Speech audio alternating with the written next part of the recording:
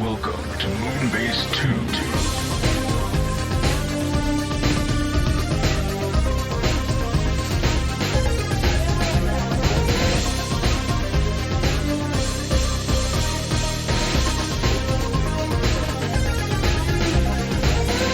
Hello, everybody, and welcome to the Moonbase 2 podcast. My name is Andy, Decayed Andy, the zombie. Hello, welcome. I'm joined this week, as ever, by the man of mystery whose eyes bug out of his head whenever he sees the boober. It's Mikey G. Wolf V3. Hello, Mikey. You like the wolf from that yeah, old school One Brothers cartoon? I figured that was the direction you were going. Yeah. Yeah, he goes awooga and goes. He does. He also has some severe ocular problems. I think it might just be a cartoon. I don't think you need to worry about it. Well, I mean, you should probably. His eyes you are should be worried out. about the bounce of the letting a wolf into a nightclub. I mean, there is that. It's just like that's a large carnivore, sir, in a suit. Yeah, but he does have an ID. Ah, well, that's true. Is he over 18? Actually, no. A wolf can be over 18, right? Wolves very rarely live past 10.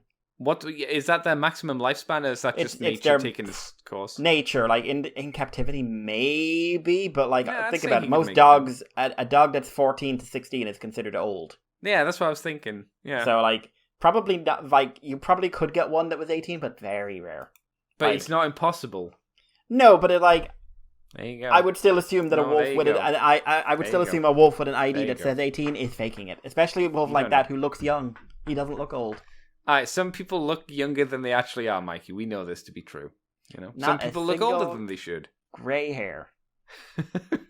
Maybe he dyes his fur, Mikey. Have you considered that? Well, then he should just accept that. You know, it's not about how old you are; it's what you do.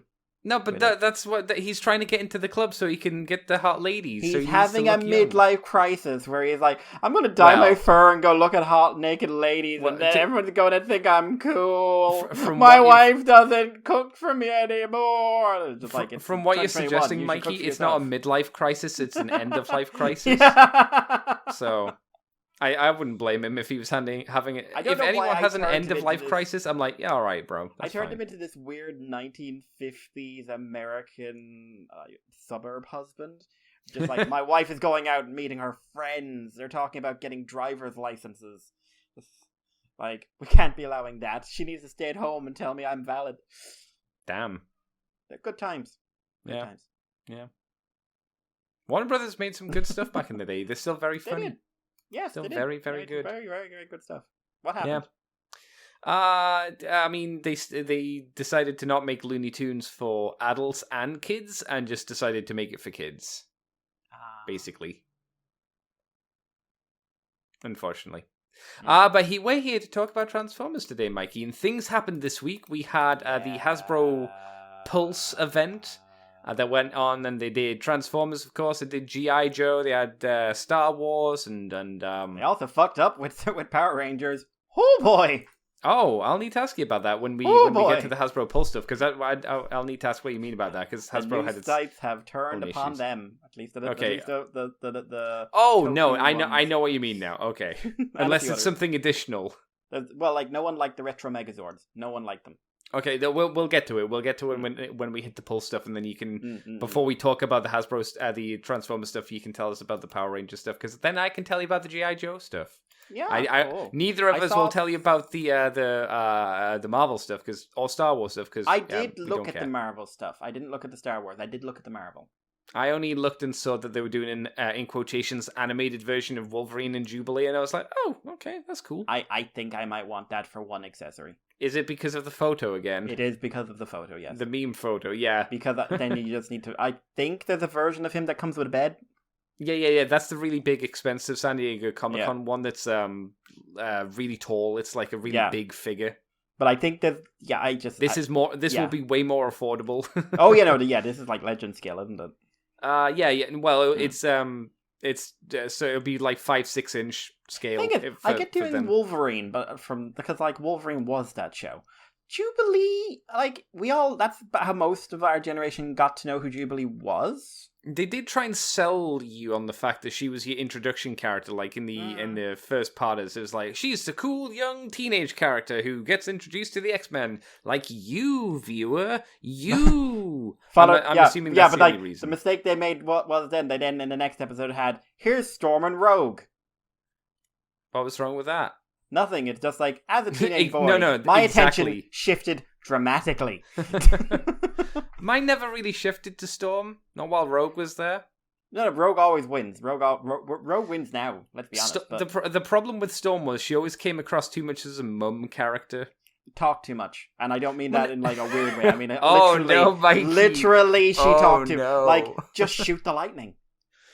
You are as close to a god in this show as anyone's going to get. Just shoot the fucking lightning. Why are you describing what you're doing? Too much. Why is she narrating her entire fucking life? Mikey just telling her to shut the fuck up and get back in the kitchen. No, shut up like and blow up the kitchen. Days. Oh my god, Mikey. 1950s were a good time. No, I didn't like I found most of the Storm episodes as well, like back in the day, you know, the one where she has to go and save Ms. Nari. I hated those episodes. Is that the one where they give her background? Yeah, and she's a little girl and she has like she's stuck under the sand or something, and she's like, and she keeps screaming and she's like, really annoying. Like, actually, you were working for some sort of psychic hell god. Yeah, the Shadow Master, Shadow Man. Which those kind of things are always weird to me because I was just like, is he a mutant? Because I didn't realize at the time because I was young. I didn't realize like all these shows were connected. Well, I think the problem was I don't think in the episodes it really explained it too well. In those ones, I think it did, like the X-Men show did really good in some aspects, but in other ones you just kind of sat there going, well, what? Am I meant to know these things? And I felt that was one of the ones where you were meant to know things. And then they do Apocalypse, and just like, oh my god, the lore. Oh, I thought you meant the booty shot of Rogue. That's the thing that everybody remembers from that episode. Yeah, but like, unfortunately, booty shots were ruined for me during the week when I remembered they did the booty shot of Kamen Rider Beast. I stumbled upon a picture of that. Oh yeah. Like, you put that online. I was like, that's a great ass. And then that is a great ass. To the point where I don't believe that is the standard ass. I think they hired a more attractive ass for that shot. My god. A booty double for the stuntman. Yeah, because I've seen the stuntman and he has powerful abs, no ass. That man is no ass. Wow. Well, Kamen Rider stunt actor from Japan who probably doesn't listen to our show. You've been called out. Please come on to the show and talk to us about, well, not to Mikey, because he clearly doesn't like your ass. I'll talk to you, though. And you can tell me about what it's like to work on a set for Kamen Rider. What's it like having a flat backside? Is it nice? I imagine I wouldn't know. I have booty cheeks. Oh my god. They are supple, but, you know, malleable. It's cool, bro. It's the one thing I've managed to get not to lose while working out. Well, Mikey, let's talk about the shit that happened this week. There was some shit. There was. We're going to start off with apparently something that I guess is going to be a thing now with Loot Crate. Does it have to be? I don't know, but it seems to be. If people remember, a few weeks ago, months ago at this point, we talked about Loot Crate doing an Optimus Prime, which was a nightmare abomination of proportions, and now they've decided to do a Beast Wars inspired one this time round. The Loot Crate for November 2021 will be a 25th anniversary nod to Beast Wars Megatron. It will be in, let's just say, the Loot Crate style. I think it's the best way to describe it. It's better proportioned than the Optimus was. In some ways. It's more proportional to itself. In some way. Yeah, I... In that very specific context. I mean... Like, Optimus didn't match himself. I feel this is the debate of the difference between Pepsi and Coke. They're practically the same, but they are slightly different. So yeah, there is a Megatron. He seems to be more poseable than the Prime. He seems to have like a shoulder articulation and a bit of head articulation as well. Difficult to tell with the shoulder. Well, the arms do spin around at the very least. Oh yeah, so I think Optimus had that as well. Did he? Oh, okay. It's going to be 6 inches tall, if you wondered. The crate starts at $24.99 plus shipping, which seems excessive for what you're getting. It's going live on midnight, 9 p.m. Western. Oh, tonight it's already up. So if you want it, it might have already sold out. Yeah, I'm sure it has. I'm going to check, but I have a suspicion. So, what do you know, Mikey? Why this is a thing? Because you venture the internet more than I do. Is there a description of why these things are a thing and why it exists? Because Loot Crate is a dying brand that was mildly interesting when it started off because it was really hard to get nerd items in some area, but now we can just use the internet to buy things. Yeah, but that doesn't explain why they're doing the statues like this. They just got a license from an artist. But who? But no, yeah, but no, that's it. That is literally it. They got an exclusive artist, and then they said like, we'll put him on Transformers. And did no one like proof check any of the work he does? Presumably, this is what they wanted. And Andy, I can confirm you can in fact buy this crate right now. Oh my god, it's still available? Oh my god, what a deal. For $21.95, so the price is actually cheaper than advertised. Oh my god, people, crate get out there and get shipping. it. Why do I feel no one bought this? I'd like to point out, like, as fucking scummy as it is, Turtles is getting full-on exclusive NECA figures. They're the old ones, though, right? Or are they new ones? They're new ones. Well, I don't know if they're old or new, but they're getting, like, full-on NECA figures that are exclusive, like, you can't get anywhere else, that are being advertised as, buy these and sell them on in a year's time for profit, which is fucking scummy. Wow. But like, these are full-on action figures. We get a dehydrated Megatron. We get a vacuum-packed Megatron. You know what always sells, Mikey, when things are sold specifically to be worth money in the future? Yeah, that'll be relevant later. Oh, I wasn't even doing a joke. Okay, that's okay. I'm just like, Jesus, Hasbro. Fuck's sake. Of all the things to try to dip your wick in, this is it? This is the one you choose? Yeah. Well, but again, we'll get to that when we get up to it. But yes, this is terrible. Yeah. This is awful. This is shameful, and you should never, ever, ever buy it. Basically, Loot Crate's terrible in general now, so I don't know why. I don't know. I mean, I could see someone maybe wanting this for the novelty of, like, you know, people that like the Scream, the painting the Scream. I think the Scream has more character. Let's just say that much. Yes, but this is in the same vein. That, like, if someone did an artist interpretation of this in the Optimus Prime into a Scream version, the painting the Scream, not the movie, I would go, okay, I see what you're trying to reference here, but that's not what this is. I don't know what it is. It's a weird novelty that looks like it's a knockoff that you'd get in Trinidad. Like, you go, oh, yeah, I'm in Trinidad. Oh, there's a Transformer product. Wow, that looks like a nightmare. I'll buy it. Why not? It doesn't look like something you'd ever find in a normal place, a normal store, anywhere. Do you know what this looks like? This looks like something that would appear on one of those late night American call-in channels. Oh, I can see that. Where it's just like, you can get this for $25.95. We've got 10,000. We got 10,000. In fact, I'll do it for 20. I'll do it for 20. You will not get it for $25.95. You will get it for 20. I think you could see these at like events where they just have markets of people who've made their own things, but it's not like a Transformers convention or anything like that. It's just a random place. There's like this table that does these weird abominations, and then the table next to them has like animals made out of metal wire, and it's like the wires being bent into the right next shape. Next to them is like novelty bread. Yeah. Next to novelty bread that's maybe shaped like a penis. Who knows? Yeah, which that kind of thing. I'd like it was crunchy on the outside. It's crunchy everywhere if it's in the oven too long. No, that's what you want. You want it in the oven just that little bit too long. Yeah, you can't go too long though. It's how you do a ciabatta bread as well. Yeah, that's how I do my ciabattas. It's all about balance. You have to get them just too long, but you have to be careful because there is a very small window. Yeah, because if it goes too long, it starts to burn, and you're like, uh-oh. And then it's too hard on the inside as well. It's like, oh no. Can anyone guess how interested we are in this? Not very. Shall we move on then, Mikey? No, I've got another one to do. That's kind of crappy. It's I only heard about this today, so I don't actually know what's going on with it.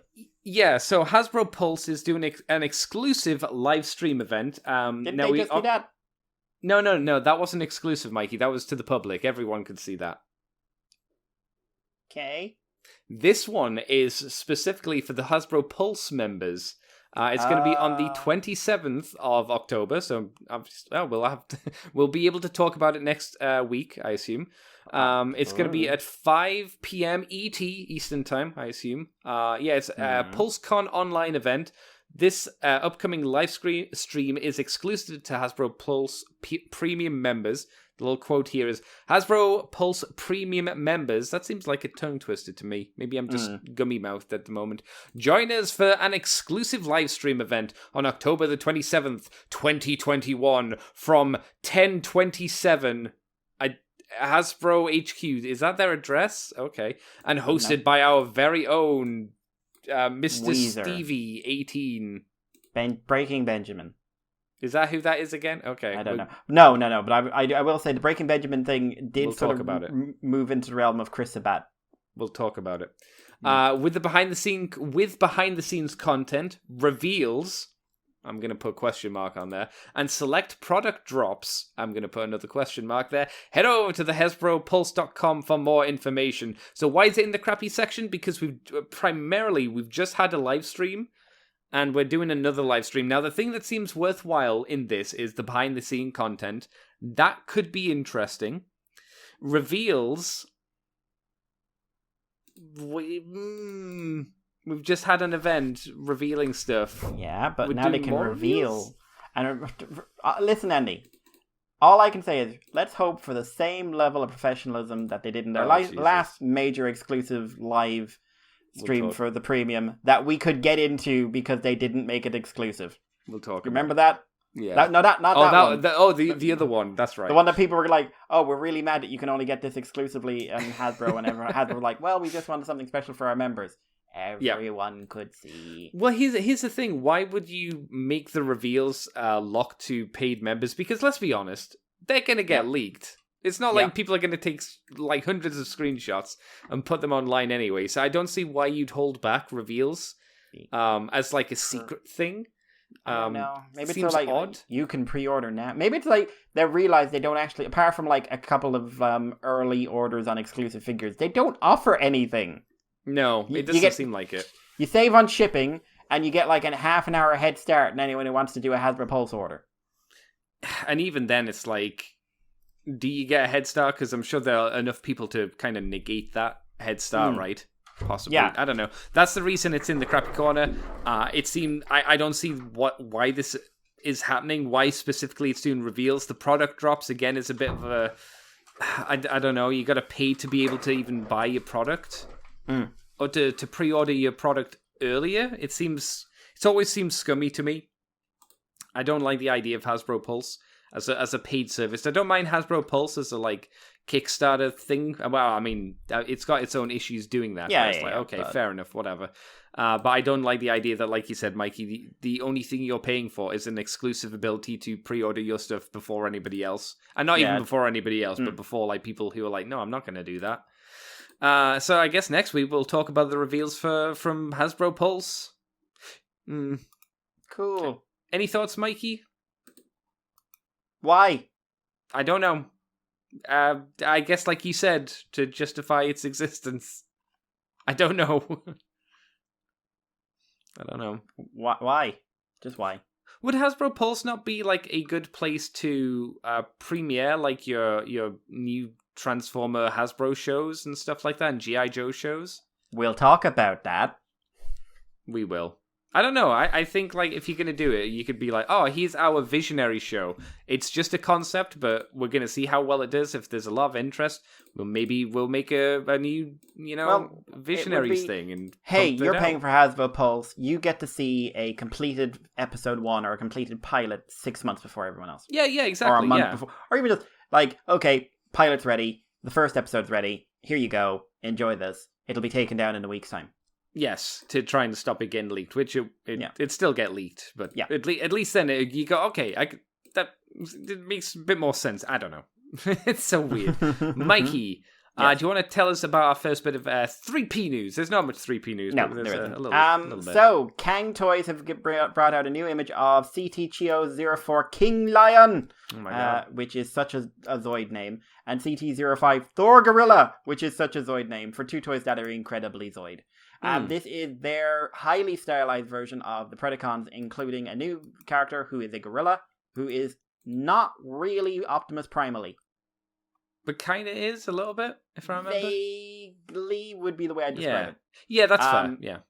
So we get to see Razor, the King Lion, who obviously is Razor Claw, who, in a line that is rightly called heavily inspired by the Zoid aesthetic, is a full-on Liger.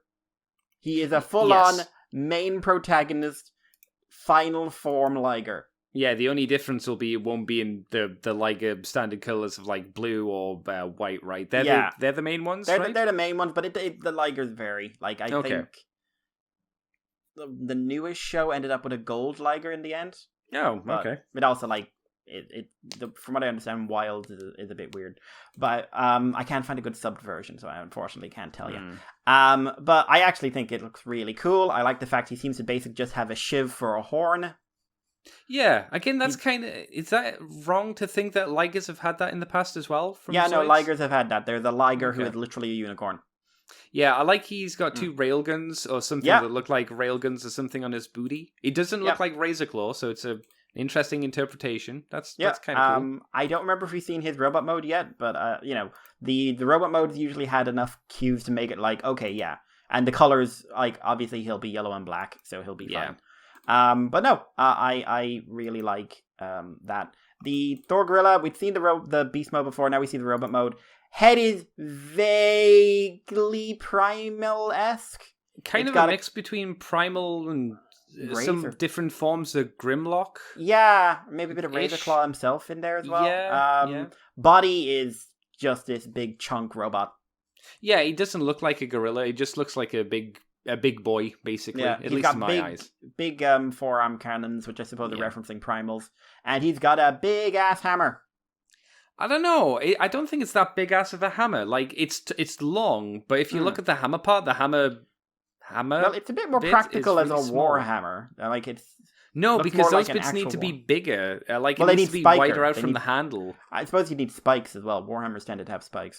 Most of the time, yeah. But it's the actual striking part of the hammer is really close to the, what do we call it, the shaft of it, or wherever it connects onto the pole. It's not a massive complaint. I just look at it, it's like, those bits should be wider out, right? I don't know. Yeah. I'm assuming I also like this. This looks like it'll form like part of the handle for the sword.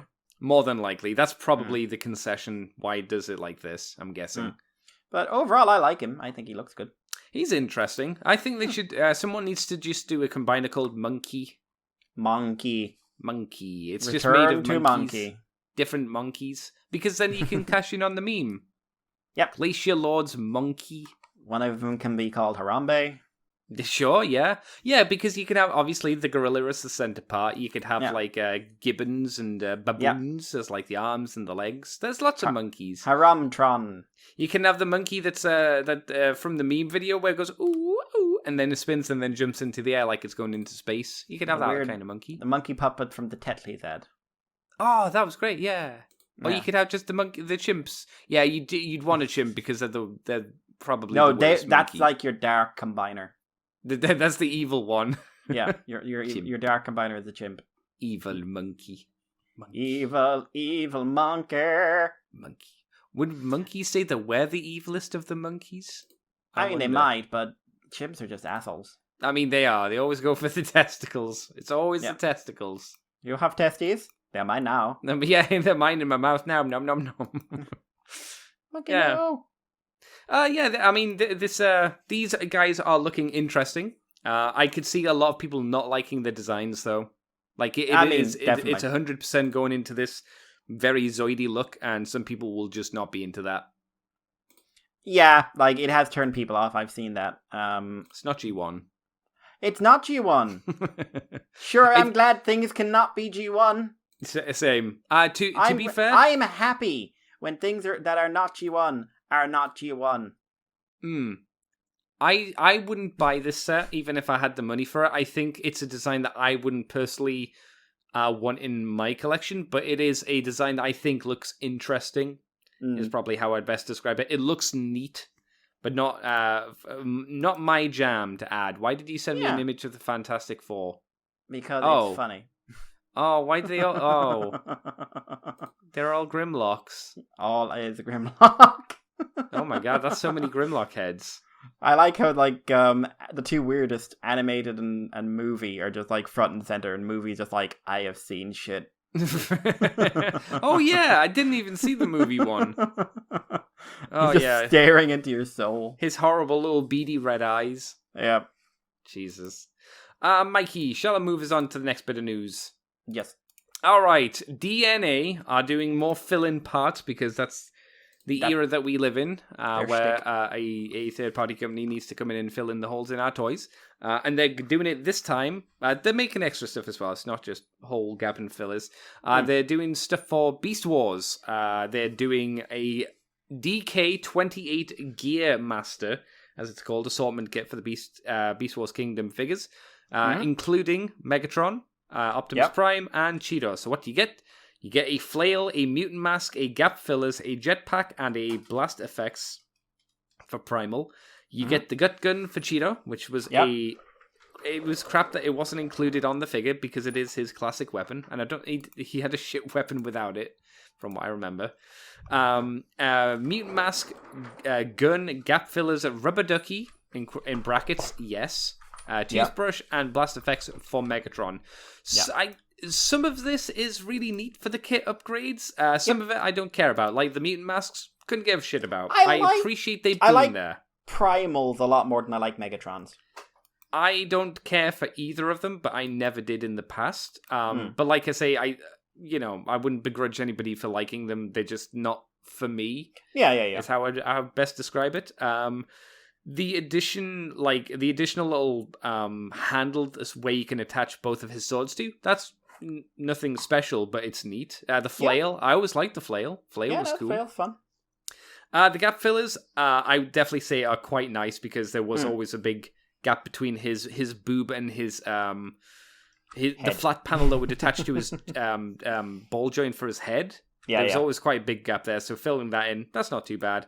Can be stored on the robot mode. That's all that does. Also, I say that he's also got the boost effects for his backpack. And he gets the rocket piece for the backpack, which I think is a nice idea. Oh, yeah, of course that wasn't on the toy. I'm stupid. Yeah, good point. Yeah. It's a shit. Obviously, I understand. That's not something I'd begrudge Hasbro for not including, but it's nice that it's there. Theoretically, I don't know for sure, so don't hold me to this, Mikey, or people listening. I'm guessing the effects parts won't eat your toys away like they do for the Hasbro ones? Presumably not, since they do not look like they're made out of the same material. Yeah, so that's a plus in itself. The thigh gap fillers for Megatron are good. We've seen them done before. I think we've seen them done a little bit better from other companies. Yeah, I'd agree. But, I mean, it's something. But like I say, not the best. Toothbrush, always a plus. Never going to begrudge a toothbrush. The rubber duck as well. Never going to begrudge the rubber duck. Should always be. He also has the hunting gun. That is fine. One accessory they always give Megatron, and I always feel like it's like, well, we need X number of accessories, and this is one thing he had in an episode. Yeah, you know what's actually surprising? I'm shocked they didn't put the golden disc in this. Yeah, no, that would make sense. Do you think maybe they're saving that for like another future upgrade kit to give to Dinobot and then have like a disc and the other disc and the shattered version of the disc as well? That would be nice if you could have the broken version of the disc. Yeah. And like with a little like printout, like you stick it. But like the problem with doing the shattered version of the disc anyway for Megatron and things like that would be that's the wrong Megatron. That's true. Hasbro. Hasbro. Great, Dragon Megatron, if he exists, which I'm assuming he does. That's great. Everybody's least favorite version of Beast Wars Megatron. I guarantee you, he's the least favorite version. He's a good design. He looks neat. He's fine. He's not the T-Rex one. He is the worst design. Like, he's a really good plot point. Yes. And he's a really good game changer. He's not a great design aesthetically. And he came out at a weird time for the design of the figures. And the Transmetal one is just a fantastic design that has aged incredibly well. For the most part, yeah. We didn't talk about it, but they're the third-party company doing a masterpiece scaled Transmetal Megatron. Was it masterpiece scaled? I didn't see that. I didn't think it was masterpiece scaled. Yeah, no, it's MP. And I'm just like, that's great. Do that, son. If someone wanted to argue with me and say, "Oh, that's not the worst Megatron I go, okay, the worst one is the one from Beast Machines. Which is basically that, but like in a cape. Yeah, with extra gubbins. I'll tell you what I never liked about the design for that Megatron, at least for the CG show, was the little horns on the end of its nose. Yeah, I remember those. That was weird. They were like little pig snout nose. I found the tusks. asymmetry wasn't well executed with him. No, it you can see what they were trying to go for. They were trying to do dragon version of this T-Rex Megatron, but yeah it didn't flow as nicely. Him, and also, like, I'll be honest, like, I was older when I started watching Beast Wars, so I was old enough to find plot holes. And this is me going like, by the way, Megatron's the best villain probably on TV for Transformers ever, and I will have no bad words about him as a character. But it's really weird he turned into a dragon. Yeah. Why didn't they just have him turn into a Transmetal 2 T-Rex? Or you'd have him like, because the idea with Optimus Primal was he became more like Prime. So why more like Prime, more like Megatron. Like, why not like a gunmetal grey Megatron that's a T-Rex that's like a bit more savage, or a bit more, or a bit less savage? Yeah. Like, that was, oh no, he's gone less crazy. Yeah, and you'd have him as a multi-stage Transformer as well, so he'd have like a tank mode, so you don't have to do a gun, but you can have a tank. It's like, it's safe for the kids. You have him with maybe a helicopter mode as well. Yeah, and granted, these modes would look shit because Optimus, but they would design it for a T-Rex and a robot, and then you could kind of turn both of those things into different vehicle modes. Yeah, that's really what would happen. Mm-hmm. But it might not have worked perfectly, but I think RID Megatron might have been a better upgrade for Beast Wars Megatron. Not perfect, obviously. No, I'd still like that BotCon toy one day, but I'll never. That'd be neat. No one will. Because It's costs more than my lungs. Yeah. I don't know, but yeah, this upgrade set fairly neat. Do you have any thoughts on it, Mikey? Because again, No. I think all the Megatron stuff we have seen. I can't remember who it was, but we have seen another third-party company. do it. Yeah. I think it all looks good. I think it looks bit better. There's stuff in here I wouldn't be interested in myself, but I think it's a good range, and DNA Designs, they do good shit, yo. Yeah. Hopefully they'll do an upgrade kit for a toy we'll get next year. Hopefully. Which we'll talk about later. Do you think what do you think they do for like a Black Arachne? Do you think if they, because this would be part of the set, I think they might do her proper color legs. That would definitely be possible. Like, hang on, I'm going to pick up Black Arachne here. She's here. They might find out a way to do a visor for her. Yeah, a different, like maybe a swappable head for that. Maybe that might be easier. Definitely legs would be a good idea. I'm trying to think what kind of accessories. Like, what did the MP version come with?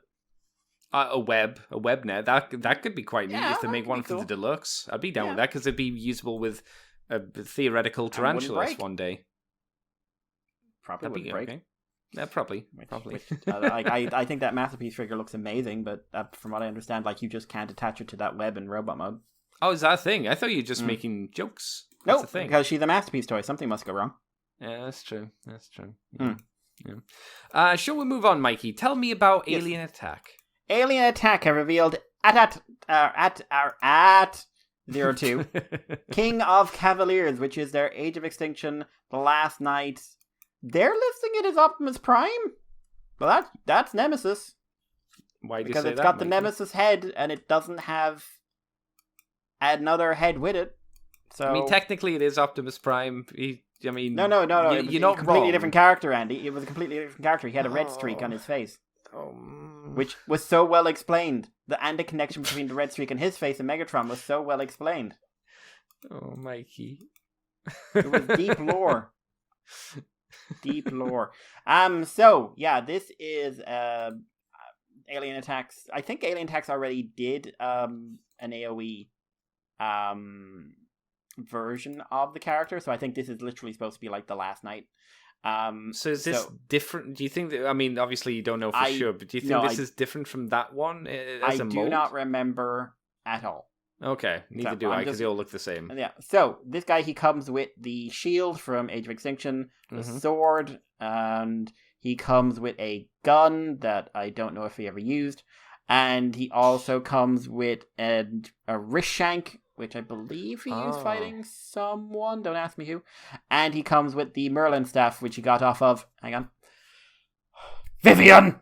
Oh no! I was going to ask you what those two accessories were because I didn't recognize them. So that's Merlin's staff, which is like okay. Yeah. I forgot about that. Vivian, Vivian can be the staff.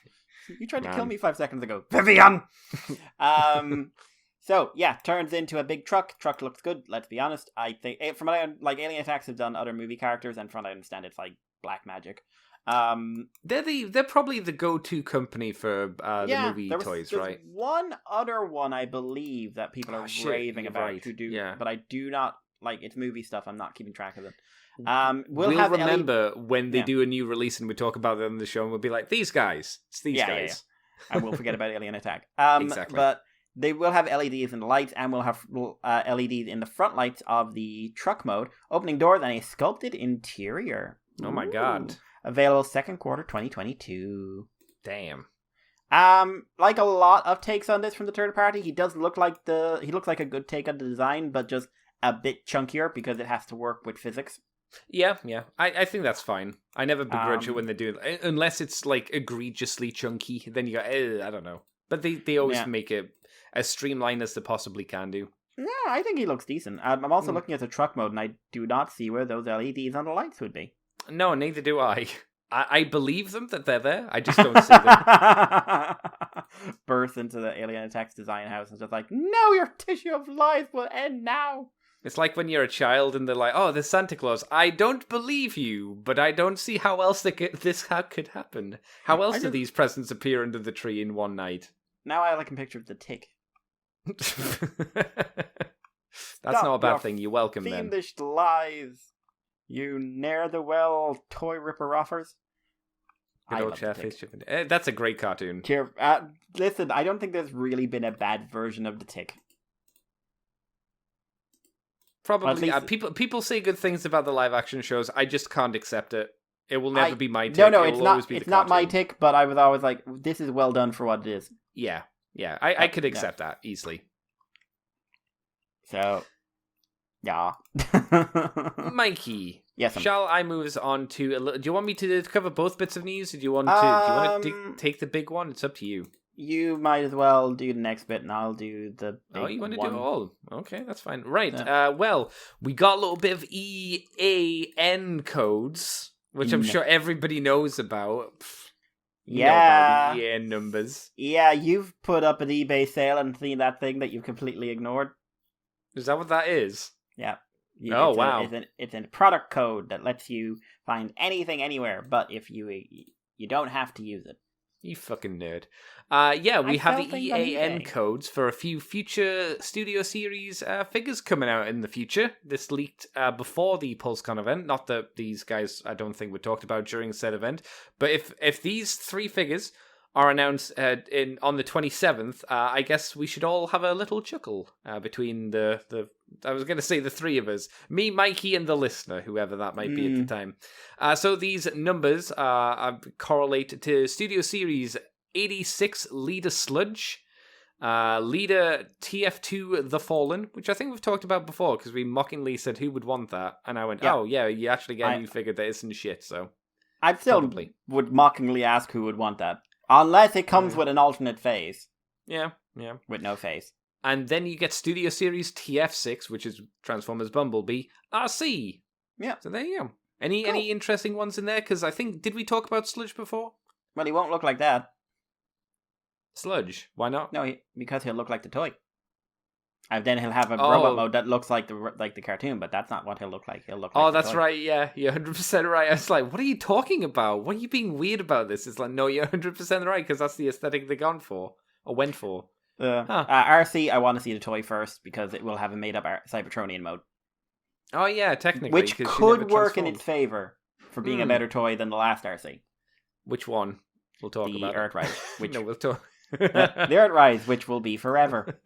Which is, God, that Earthrise RC, they're going to keep releasing that until, like, the world ends. It feels like it, yeah.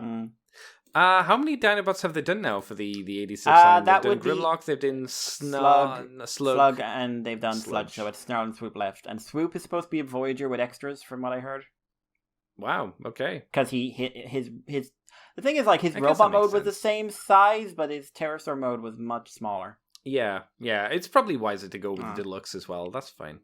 I All know. right, Mikey, we got the big Yeah. news then out of the way with. Now I'll give you the little small story to cover. It's a little Yeah. baby story. Yeah. So, Hasbro PulseCon 2021. Ooh, where do you want to Came start? Do out. you want to start off with the Transformer stuff, or did you want to tell us about the Power Ranger stuff that you were hinting at earlier? I'm going to go through the Transformer stuff first. Okay, because that's fine. This is relevant, and that's just irrelevant, let's be honest. But, so yeah, PulseCon 2021 came out, and it is the epitome of, I did ask for this, but this is not what I wanted. Yes. I did something I very rarely do, which was get quite ranty about toys online. Yes, you never do that. I have never done that in a real world context, and at least not in a very, very long time.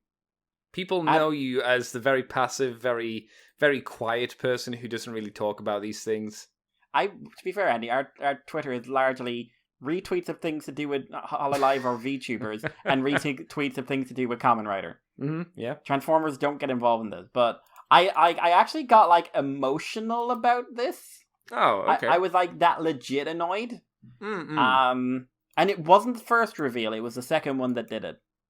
Are you talking the first reveal as in what that was of The- the of show? the- because of- we did have like a preview of 2 figures. Yeah, the preview didn't do it. It was Okay. it was the show, that one show toy. But anyway, there were 2 panels. One was entertainment, one was toys. The entertainment panel was, to put it mildly, kind of rubbish. I didn't see it. I didn't catch it at all. What happened at that one? Rise of the Beast. They confirmed when it's coming out, and that will have Beast Wars character and the actor who's playing the main human, who will be the main character, because this feels way more like a Bay film, said, "I'm a fan of Cheetor. He's in the movie,"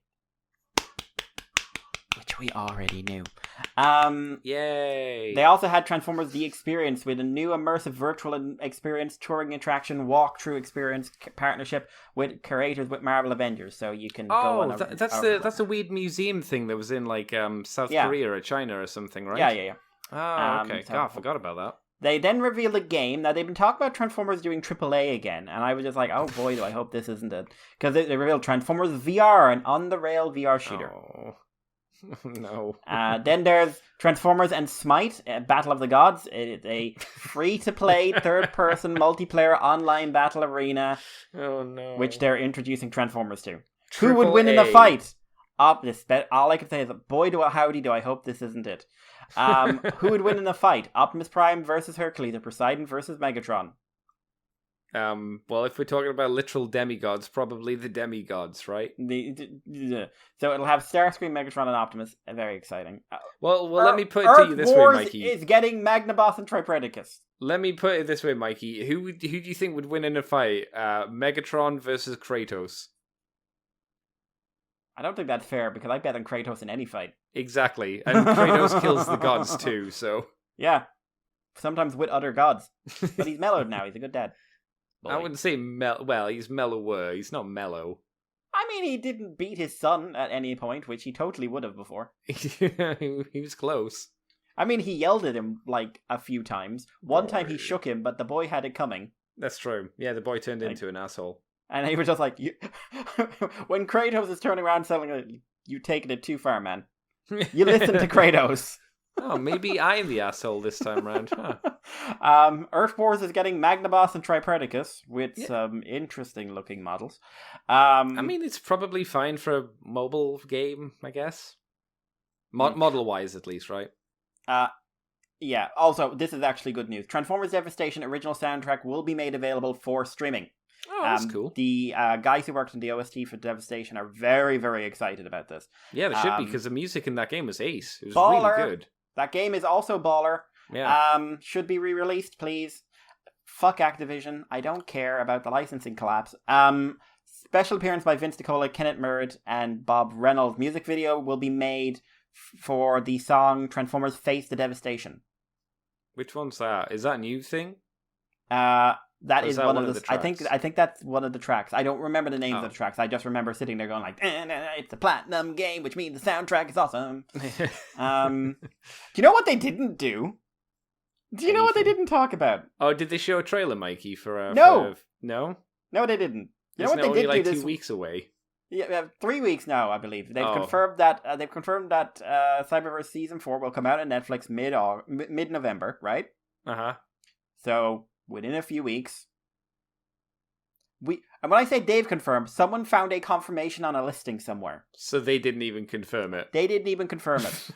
So, for most people, they don't know whether these Cyberverse toys have anything. We did get, like, a rundown, a very, like, one-sentence rundown of what the two movies are going to be about. One is called The Immobilizer, and it's about the planet is going to freeze up and Grimlock has to save the day with his help of his new Dinobot friends. Okay. Cool. And the other one is the Perfect Decepticon, because the Autobot Decepticon truce is put at risk because of the arrival of a Decepticon from another universe named Tarn. Who? Tarn! Never heard of him. No. It's not like that's relevant to the last episode of Cyberverse, and is a huge thing if you've been watching the show at all. So does Hasbro, like, vehemently, like, hate Cyberverse? Is that the... Yeah, but is that the thing? if that's my question is, like, but why are you making movies? The show ended on at least a fairly, like, okay, this is the end of the series. We all assumed it was the end of the series. It wasn't like the end of bloody Evangelion where everyone's clapping and you're just sitting there at the end of it. I don't know what fucking happened.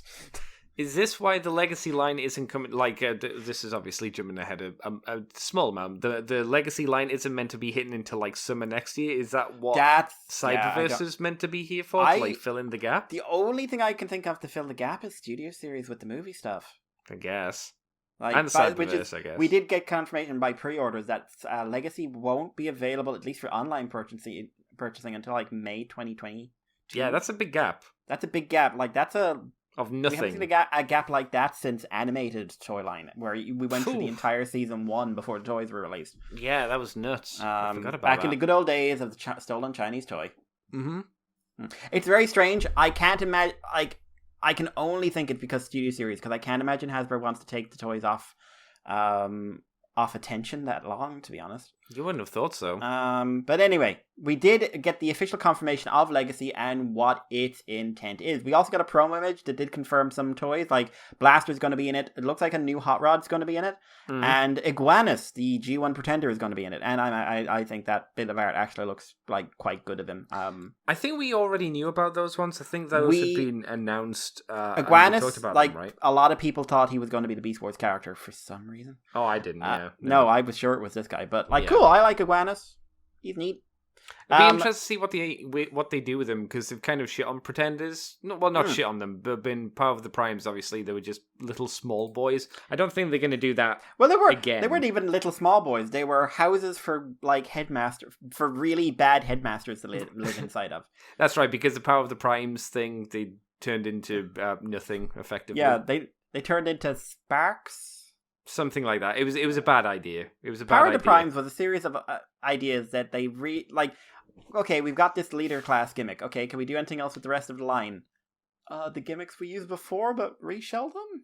Man, you know what you should have done with the Power of the Prime stuff? You should have made Power Masters, and you should have had them turn into engine blocks. Boom. Yeah. Yep. Because they did it with Overlord. The Japanese did it with Overlord. But you could have had, like, an interactivity where, like, okay, so you've got your leader class figure, right? He comes with his core robot, and then you armor him up into power or armor form. And then the Deluxes and the Voyagers all have an ability to do the same thing, and you could just slot in, and everyone gets, like, slot in Deluxe Windblade, and it gives you a different robot head to go with, and then you do a few extra leaders to add a bit of variety, and it becomes like power armor. Okay. I think that would have been cool. Nah. Yeah.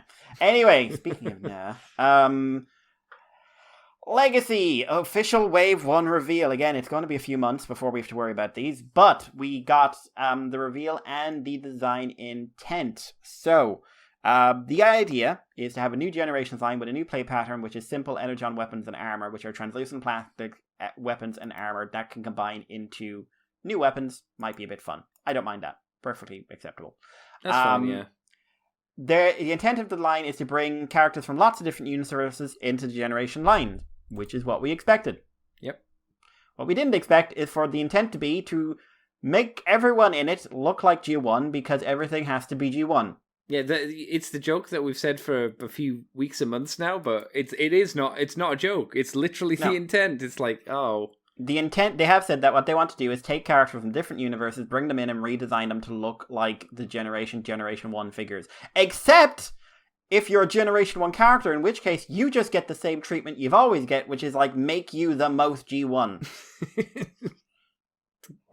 So you've got these really slavish designs, like Skids and Drag Strip, or Drag Trip as they call him here. Oh my god, they are. Yeah. And then you've got these other guys. And by the way, based on a comic cover, and this is one of the rare times I'll say, I really hope it's just Josh Burcham's style.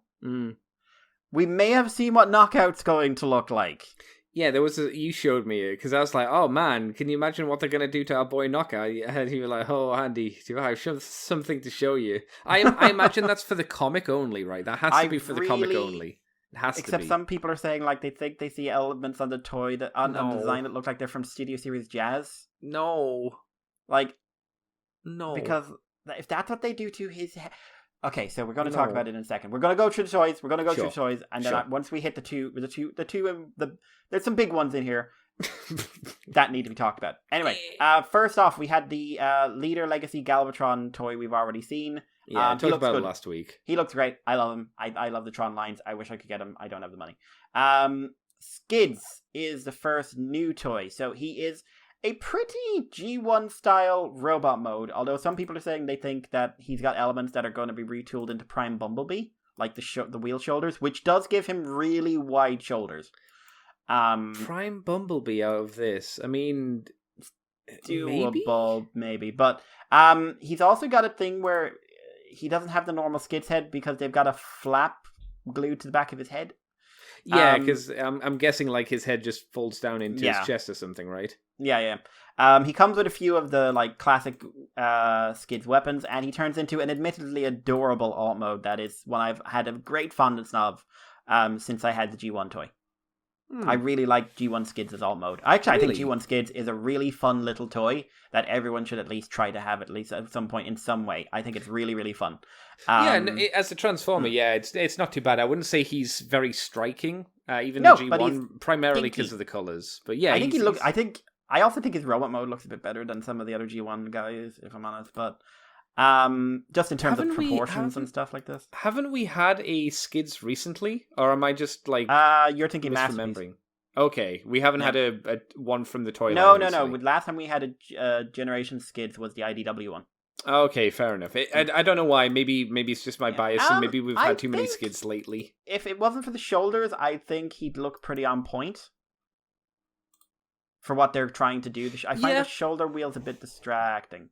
Yeah, no, I'd agree with that. Yeah, he doesn't wow me, but Skids never really wows me visually. So yeah. Next up is Drag Strip, who is very G1. He turns into the usual thing. He has a G1E face paint. Like, he looks more like Judge Dredd these days. What do you mean? Because of the helmet. I see that. Yeah. Well, no, that's what he looked like for the most part. I don't remember the cartoon Stunticons very well, I'll be honest. I think this is good. It's solid. I think he looks good, but I do wish this is one of the things where, like, since they are using different yellows in here... Yeah, that's an issue. I would like a bit of a sharper contrast because it just looks like they didn't paint match. I mean, we've seen it before with like Bumblebees and stuff where some of the yellows, clearly they've tried to paint match the plastics and it hasn't worked. I don't think this one looks terrible, but I can see where you're coming from. Obviously, a lot of conversation going on right now about the combining aspect because they've confirmed he is one of 5. Which we knew. People have also noticed that from the back, we noticed that there appears to be a big magnet on his back. Which some people are saying, like, oh, the Motor Master combining is going to be you have a Commander class Motor Master that it unfolds into a robot mode from Mendosaur, and then you stick the cars on from the other guys using magnets. That would be interesting, and we've seen it done fairly recently with third-party companies. Yeah, so and I wouldn't advise using magnets, though. No, but I also saw a lot of people actually going like, "Wow, that really goes against the spirit of combiners," and I couldn't help but point out. I mean, that is basically what he was in the show. Yeah, sometimes. Yeah, sometimes. Because yes. Motor Master had one of the weirdest and least consistent transformations in that series. Hmm. But yeah, like. his character model is a big robot with cars glued onto his arms and legs. Not pretty much. Yeah, that's what. If you want him show accurate. Oh, but do they want him toy accurate? That's the thing. Well, make your choice. I don't. Which way? I think they usually go with the toys, though, don't they, Hasbro? Not anymore. They don't, because they want to have so G1 tricky. robot modes. Yeah, I don't know. And Menasor is a G1 robot mode. Yeah. Next up, we have Kickback, the deluxe Kickback. He is essentially like what you'd expect him to look like, with translucent wings and a translucent chest piece. The translucent wings I don't like. I see those breaking. I see that really, really, really fucking risky. I think the translucent chest actually looks fairly neat. I know why they're doing it, because it's like the old right-on side. He also comes with some dark energon blades that you can stick onto his wings. I think he turned out fairly well, all in all, but I'm quite concerned about. I could see those wings snapping off so easily. Yeah, do you remember the Titan Master Weird Wolf had the issue with his back flap? It kind of echoes a little bit of that. It looks like it'll probably be a bit thicker, but I think, like you said, it's still a bit of a concern, or should be a bit of a concern. Which is a shame, because I think this is a nice take on Kickback, and I certainly, if they keep this up, I'd be interested in seeing Bombshell and Shrapnel. You know what I'd like to see? Venom, Chop Chop, Barrage. Yeah. The other guy. Nice. Yeah. We will. Ransack, yeah. Yeah, they were great. I love those. They are my favorite Insecticon designs, and you all should be ashamed that we haven't got toys of them, except for a repaint of Shrapnel, or a retool of a Legends class Shrapnel back in the day. That's right. Yeah, they did them into Chop Shop. Next up, I'd say this is the toy I'm most positive about from the new reveals, which is the Laser Prime. Now, let's get it out of the way. He is going to be a Voyager scaled robot, and his thighs and hips are from Earthrise Prime. I thought I recognized them. He's got very long legs. Very long legs. So does Earthrise Prime. I just checked with Akane here, but she does indeed have those thighs. Not as thick as they should be. It's kind of a heavy retool in everything below the knee and everything above the waist is brand new. Yeah, it's an interesting way of doing it. Yeah, but I think he looks great, in all honesty. I think the sculpt looks really good. I think the proportions look really good. I think the alt mode looks really good in those colors. And at least the trailer does the thing it was supposed to do. Now, obviously, it doesn't do enough, because it doesn't have an action gimmick or enough weapons and stuff.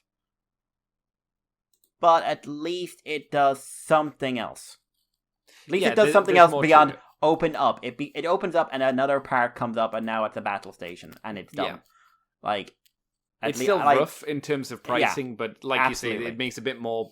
It feels like there's a bit more value to it. Not massive amounts, but his weapons are the sword that, of course, Laser Prime comes with, and an energon axe that they then combine to form an axe with a sword on top. Very impractical, but fair enough. Also, he has shoulder pads that open up for Macross missile spam. Now that's kind of weird, because like his like shoulders were just meant to shoot missiles out from them to begin with. Yeah, that's why they had the little gun ports on them, on the front of them. Yeah, but now it's like, now he has missiles, and then when he runs out, he opens up and has more missiles. Is that how that works? It is in my head. Okay. Now, obviously, everyone's saying like, okay, so Generation Select Scourge, and I'm just like, no, lazy people, limited, naive people. That's not what you should be asking for. Oh no. Is that what people are asking for? Or is that just people are assuming? That's what people are saying. Like, oh, I'm super excited for Scourge. Because I would assume Scourge.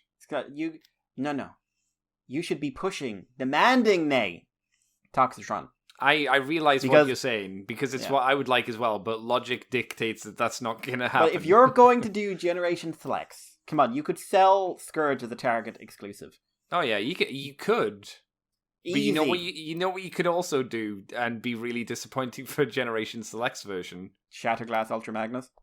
I was just going to say the Ultra Magnus one, where it's just the Laser Optimus Prime, but white. Yeah. Because I've done it before. E-Hobby did it.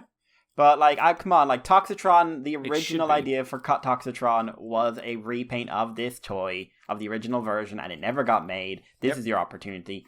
Come on, you gave us G2 Megatron after 5 tries. We're still waiting for the unreleased G2 Grimlock to be done from the Studio Series Grimlock. That hasn't happened. Yeah, Tiger Megatron, Tiger Grimlock, obvious one as well. But Yep. and now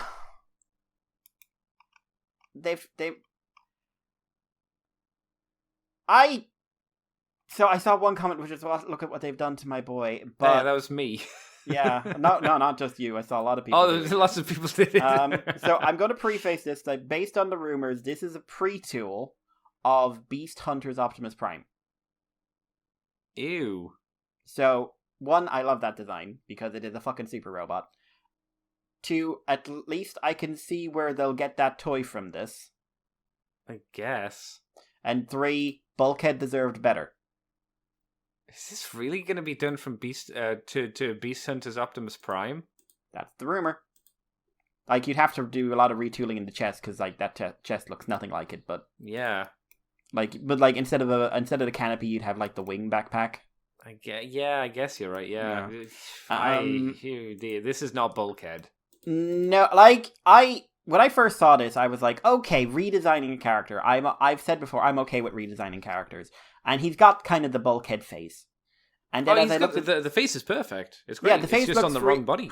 Yeah, but I like, okay, you redesign characters. I'm always up for. I've always said like redesign a character, and then I really had to accept that I was saying that because I wanted this to work. Because you could redesign him into a different alt mode while keeping Prime's aesthetic. What this is taking Prime's aesthetic and punching it in the dick and throwing it out the window and saying, be G1 and be a pre-tool of another toy that we will make G1. Yeah, it's not even. It's not the Prime version of Bulkhead. It's not the animated version of Bulkhead. Like, but it's Prime Universe Bulkhead, Andy. It is the Prime. This is it. It's literally the Prime character. How? Because they said so. Yeah, exactly. And like, no, the obvious Bulkhead is like it's too. It's. I look at this like I thought it was going to be some sort of Inferno at first because like the classic big boxy chest, but yeah. I feel like I'm suddenly the G1er complaining, but I will explain in a moment why I don't think that's why. But he is weirdly enough, I take him over what follows. Oh yeah, I would agree. But is that because we prefer the other character more? I don't think it's the character. I think for me, one of the big things about the Prime aesthetic is that face. And you can pull off a Prime Bulkhead face pretty easy. But like this needed rounder parts. I was really looking forward to tiny legs, for want of a better thing, like Bulkhead, because like even none of the previous toys had the right proportions on the legs. Some of them are close. Yeah, but he's just like the first edition Bulkheads are fantastic. Oh yeah, phenomenal. Also cost more than a car these days, but oh sure. Also, by the way, whoever was posing these in the whole thing should not have. But it's a weird position to be in, but I'll explain it in a bit more detail. But Andy,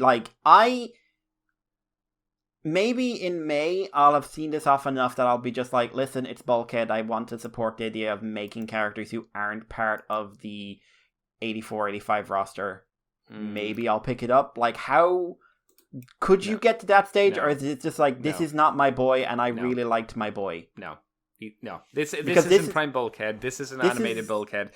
I don't want a G1 Bulkhead. This isn't even G1 Bulkhead, because we've seen like takes on G1 Bulkhead that are way better than this. But I mean, we can tell the issue here is this was not designed as Bulkhead. I don't think this was designed as Bulkhead. No, this was designed as that Prime toy. Yeah, and then they went, what can we do it into? And they went, I guess Bulkhead. That's how it feels. That's how it's coming across.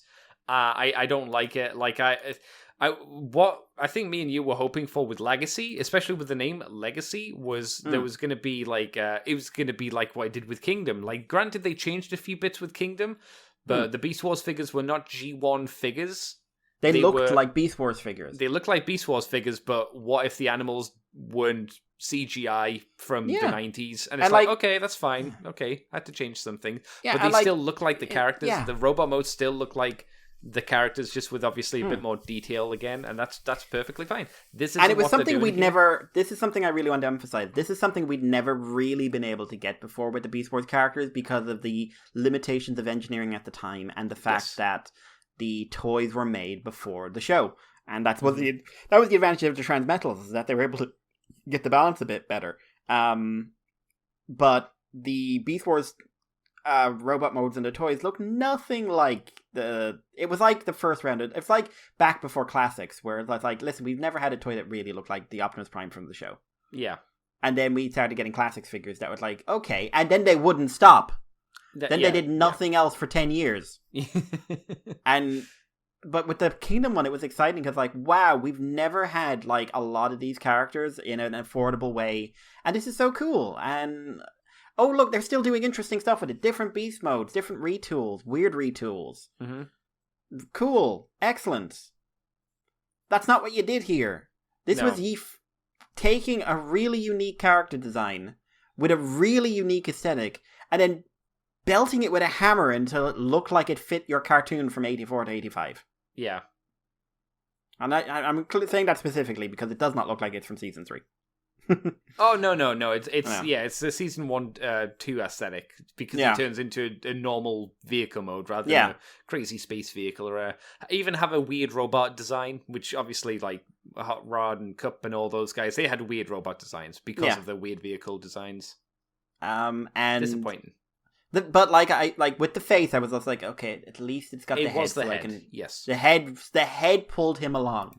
But I suppose, like, yeah, I mean, it's not hard to do a bulkhead head. No, you wouldn't have thought so, and it would be easy to just do a prime version of any of the characters' heads because it's got a really easy style to go for. Really simple, attractive, distinctive, characterful style that makes you look at these and say, "This is from Transformers Prime. This is super cool." I think you could even add some detail lines onto the face and probably, like, that would make it more G1-y, I think, just by adding a bit more detail on it, but that's not what happened with our next character. Yeah, but it's a really simple thing to do, by the way. Make the face a bit longer and remove the nose. Yeah. And make it smoother. Yeah. You're done. But then they touched my lady. My girl. My sister, my mother, my girlfriend, everything she needs to be. Oh, Lord. Lord have mercy. Lord, they did not. They did not. They made Prime RC, which I was very excited about. And at first, I was looking at the robot mode and said, like, okay, no, the robot mode, because I didn't see really good pictures of it up close. I was looking at my phone, and it was like, robot mode looks on point. As I look at it more, it's a lot chunkier and doesn't quite have her proportions, but it's at that, like, this is actually pretty close. And the vehicle mode is pretty close as well. Like, I wanted her to be slimmer and I wanted her to be smoother, but if I didn't know what was happening, I would have accepted it for what it is, kind of thing. Okay. And then I saw the face, and I legitimately got angry. Was it really only the face that did it for you? Because I saw the shape of the body, and I didn't like that either, personally. I wasn't angry about the body. I was just like, okay, so maybe there's, like, with our styling and engineering, we just can't make her the same. Because I would say this is not an upgrade from the RID version. No, I looked at those during the week. Yeah. They're way better. Like, they look like RC for one, but they look like they've got great proportions. They manage their kibble quite well. This does not. As I looked at this more, I got way more critical, by the way. It's so strange because remember that RID figure came out during the plastic crisis as well. And man, it's a shame that this RC couldn't have been better. And she was probably the best figure from, or one of the best figures from the RID Transformers Prime line. One of the best. Yeah, and like RID got better as it went on, of course, but like she came out early. Yeah. And she had a bad first edition figure as well. One of the only bad first edition figures. But I wouldn't say that was bad. I think they were being really ambitious with how they were trying to do the transformations, and it wasn't bad. It was just it missed the mark, and then they simplified it massively for the RID line, and it made it a much better, more fun toy. Yeah. But then like I started noticing like the leg kibble is really ugly. Oh, and this one. Yeah. Yeah, she just has two halves on the wheels on the sides of her legs, which is like, why don't you just integrate them into the back of the legs? And like her other wheels become a weapon, hover weapon thing. Oh, is that what that is? Okay. Yeah. She also gets like an energon shield, but yeah, the face is when I just like I actually like started getting angry because the face is just RC. It's just Generation 1 RC with a helmet. Yeah. Just like it is. How do you take one of the most simple enjoyable, attractive designs you've ever done. An aesthetic that made one of my opinion your best TV show work. Made it so expressionful. Like I could picture the simple smile. Like that simple detail allowed them to really go nuts with expression in a way that you couldn't with a lot of. It's certainly with CG. And I think if you want any example of the limits of CG with a Generation 1 style face, just look at the War for Cybertron trilogy. Because Siege, Earthrise, and Kingdom really do not emote a great deal. No. And it's partly because of the face design. On top of other things. But I can see where you're coming from saying that. And by the way, same studio. It doesn't feel like it. No. But, like, I got so annoyed because I just realized, like, every character from any other line or aesthetic is going to be rammed into Generation 1 now. Pretty much.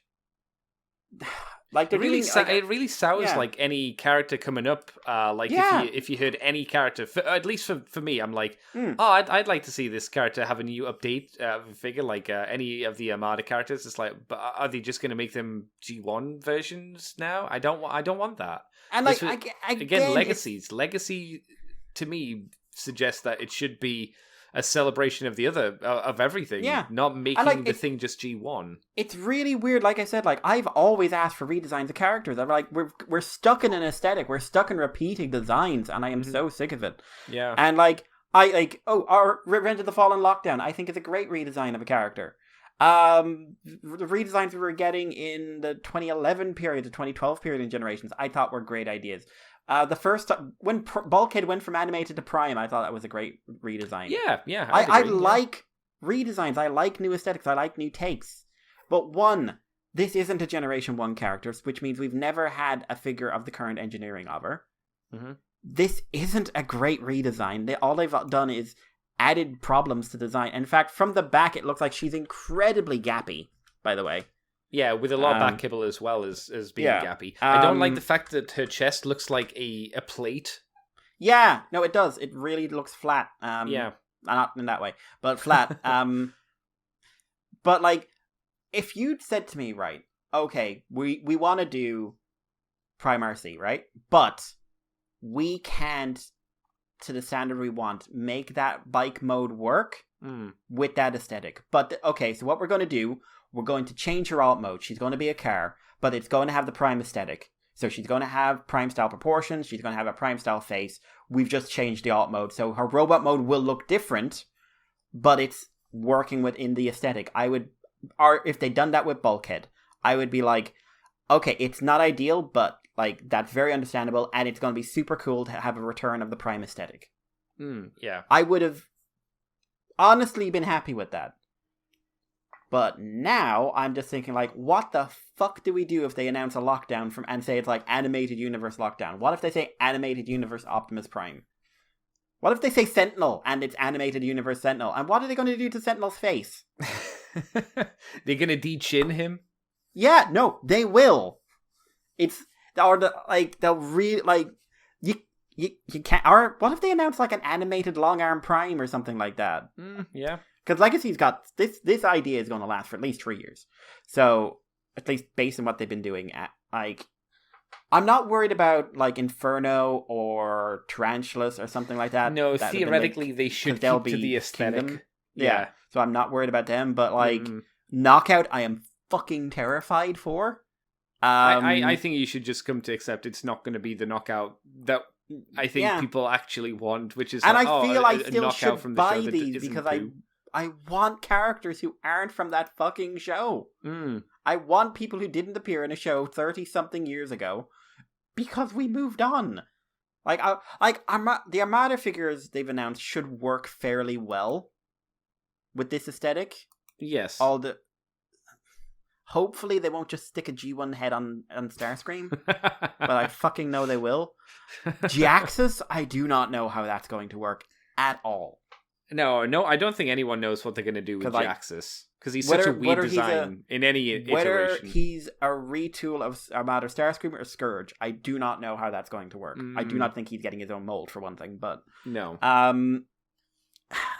This is genuinely frustrating for me. And like, performative nonsense aside, I don't get emotional about toys like this. I get excited for them. I get attached to them. I don't like some of them. I perform on the podcast or whatever. It's so rare for me to actually get like, you found out what I wanted and you fucked it up. This is what you asked. You know what this is? This is what I asked for. This but is the monkey paw. Yeah. No, this is on the monkey paw. I wished on the monkey paw, and they're just like, and it also makes me way harder on other elements of these toys. Yeah, like it's because it soured you. It soured you. Yeah. It's took a shit on your ice cream, and you're like, oh, but you don't like the rest of the ice cream. It's like, no, yeah. There's poo. Like I will say, if someone announces an upgrade kit for RC, like, okay, we've made a head. I don't know why you could. I don't think like just an actual prime head would, at least for me, fix it. I think it won't, for me, yeah. I'd still look at it and go, it's not as good as the RID version of the toy, which is much older and like by today's standards, cheaper as well. Yeah, and I just stick with that. People who are really into the Ruckley run for the comics are super excited for this because they want this redone into Flame War. I was like, no. Flame War is a super quirky character. Like she's very bouncy and weird in the comics, from what I remember from the however many from when we read. Stopped. Yeah. From what I understand, she's taken on a bigger role since then. My response to that was I'd rather have Shadow Striker because she's in there and she's a cool design. But that's another thing, like, I would love legacy versions of the Cyberverse designs, which, because we never fucking got anything bar the poor deluxes, which are trying their fucking best on a limited budget, and they're very well designed, but they're limited budget. Yeah, that's right. We've never had a good Shadow Striker figure, because she never got a deluxe. No. Never. So, I mean, at least, again, she's one you could make work, I suppose, but I don't want G1 Shadow Striker, I want Cyberverse Shadow Striker. Yeah, that'd be nice. I want weird, asymmetrical Shadow Striker, who's a bit of a bitch, but also kind of cool. I want Cyberverse Soundwave. I don't want you to take Cyberverse Soundwave and put G1 Soundwave's head in him. I want Beast Hunters Prime. I don't want you to do Beast Hunters Prime with a G1 head. Mm-hmm. Because that robot is a fucking brave robot that wandered into Transformers 30 years late. And I don't want you to fix it because it ain't broken. Like, I'm genuinely annoyed about this. I definitely find it disappointing what we've had revealed. Because I think for you and me, while we liked Kingdom, yes, there was still too much of that G1. So we mentioned this so much where it's like, oh, there's these Beast Wars figures I kind of like. I don't like the look of all of them, but it's like, oh, and it's just more G1. Other characters, like, oh, it's another Warpath, or it's another Huffer. It's like, oh, okay. Could we not just have focused all on Beast Wars, please? For a change? Or like all legacy characters in this. Even if you're going down this way, get rid of the G1 guys and bring in someone else from something else, like Laser Prime, Bulkhead RC, and I don't know, Animated Lockdown, and bring in the Armada Prime that we never got. One day. But like, it's this was kind of something I needed, that shot in the arm with Transformers as a toy line, because I'm not getting it with the fiction at the moment. No. So toy line wise, I'm gonna be watching out for Cyberverse. I'm gonna be watching out for third party. I'm gonna be watching out maybe some of the Bumblebee designs, depending on how they turn out. But I mean, the fact that there's also a price hike as well on deluxes, and now they're £22 from Smiths, that makes it a lot rougher as well. Yeah, like, basically, like, if you redesign Knockout, you better have done a really good fucking redesign, and going by that cover, I'm kind of scared you haven't.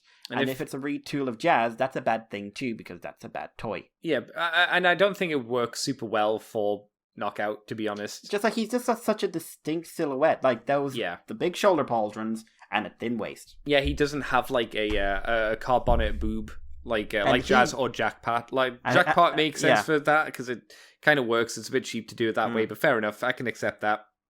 But not for Knockout. It won't work. Knockout got screwed over way worse than RC did in RID. That's the problem in RID. Like, Knockout's a genuinely difficult dude to make a Transformer out of. I accept that, and he didn't. I think they did their best, but it wasn't good. And at least we've got the novelty of Crockout, but that is a novelty. Exactly. Yeah. But like, I was really excited for a Generations Knockout, where like, okay, modern engineering, do your thing. Mm-hmm. And like, I'm not mad at people who are excited for these. Oh, no, I'm no, really of not. course. Because I think, love what you love, and like I said, I think Mm-hmm. Laser Prime looks good. If you're into, I think it's nice to have a kickback. Skids, fine. Dragstrip doesn't interest me, but this is where I'm not a G1 kid. Like, I'm not really an any franchise kid. I already part of the franchise. I follow the aspect. You know, Grimlock's one of my favorite Transformers. I wouldn't describe myself as a G1 fan per se. But I am a Prime fan, and I am an animated fan, and I am a Cyberverse fan. And just to see everything else be undermined by the 2010s, 2020s nostalgia wave. Yeah, I mean, we really said, fucking frustrating. We've said that Hasbro feels, I mean, you can argue with us if you like, listener, creatively bankrupt. And this is an example of it. And not emphasis on this. Creatively, not in terms of the engineering, because the engineering is like solid. It's just solid. They're not willing to do anything. They're not willing to do to go outside of the G1 bubble, it seems. And if they are, it's only going to be begrudgingly because they have to hand it to the children. It seems like, which is why Cyberverse is allowed to exist, but its toy line is not nearly as promoted. It's not like it was only a few years ago. Prime was the last show to really focus heavily on its toy line. RID was, I think, the decline of the kids show toy line. And I think that perpetuated in Cyberverse. That was Warriors, weren't it? Yeah. Into Warriors. Yeah, and those Warriors were... They weren't good. That's where the introduction of the Warriors were, and you could argue that the Warriors here aren't good either. But in there, like with Cyberverse, there are good toys in there, but you have to find them. Yeah, and most of the time it wasn't worth it. Luckily, Cyberverse did get some better ones, and that's generally because they gave... eventually, they gave the deluxe line, so...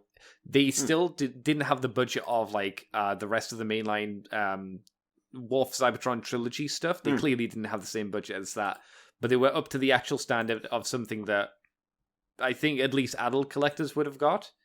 Yeah, and they had, we're finally able to get hold of some characters that really are very good and deserve a good show. Now, I will again say some of the character selection is weird because why is Prowl in there? But do you think it's a weird attempt to like distinctly separate the kid consumer from the adult consumer? Because I don't know why you'd want to do that. I know that, you and I both know that a lot of Transformer fans would, and I'm not insulting anyone in particular, and please don't take it offensive to anyone, but I do like to see themselves as being targeted as collectors first. So this product is for collectors first, is something that some people do enjoy the idea of. I'm rather indifferent to it myself, but I think it has... I would say around RID, weirdly enough, Combiner Wars, I would say like Combiner Wars 2 Power of the Primes, apart from like this, a lot of the stupid in Power of the Primes, was a really good creative time for us. I could see weird at times, but also like we had like the Japanese stuff to help. But it was also like when they realized the collector market was becoming, for good or ill, too big for them to ignore anymore. Like, because a bit of that happened from 2010 on because of the original Generations line. But I think when they realized they could basically market their big mainline toy line, which is what Generations had become, as the product. Ooh, this is the big toy line, and we can say like, oh, it's marketed towards collectors and children won't care. And then suddenly like, oh, now we have the kiddie line for the kids because they don't need anything. And they brought in a whole new design team, and that design team was clearly not as experienced. I think someone in marketing came in and made the point like, hey, you should use advertising to make it seem like this is more for X group than Y group. Because up until now, what you've been doing is market at everyone. And like you're missing out, like technically maybe you're missing out on half a market by doing it that way. By creating the idea of a specialist, like an adult collectible line, maybe you're losing sales where people say like, I don't buy kids' toys, I buy hot toys, and the kids will buy them regardless. But it's interesting to think about, isn't it? Yeah, and like I could be completely off the wall here and talking nonsense, but I'm not super boy, howdy, do I worry that this is going to continue on and this franchise will basically kill itself in my eyes. And I'll I think in some ways we need a Generation 2 to happen, where the place is floundering and they go, shit, we just need to do something crazy. Let's do Beast Wars. We need something like that again. We need a shake-up, big fucking shake-up, in my opinion. Like, I was listening to a podcast during the week with Proto Man was on it, actually. Okay.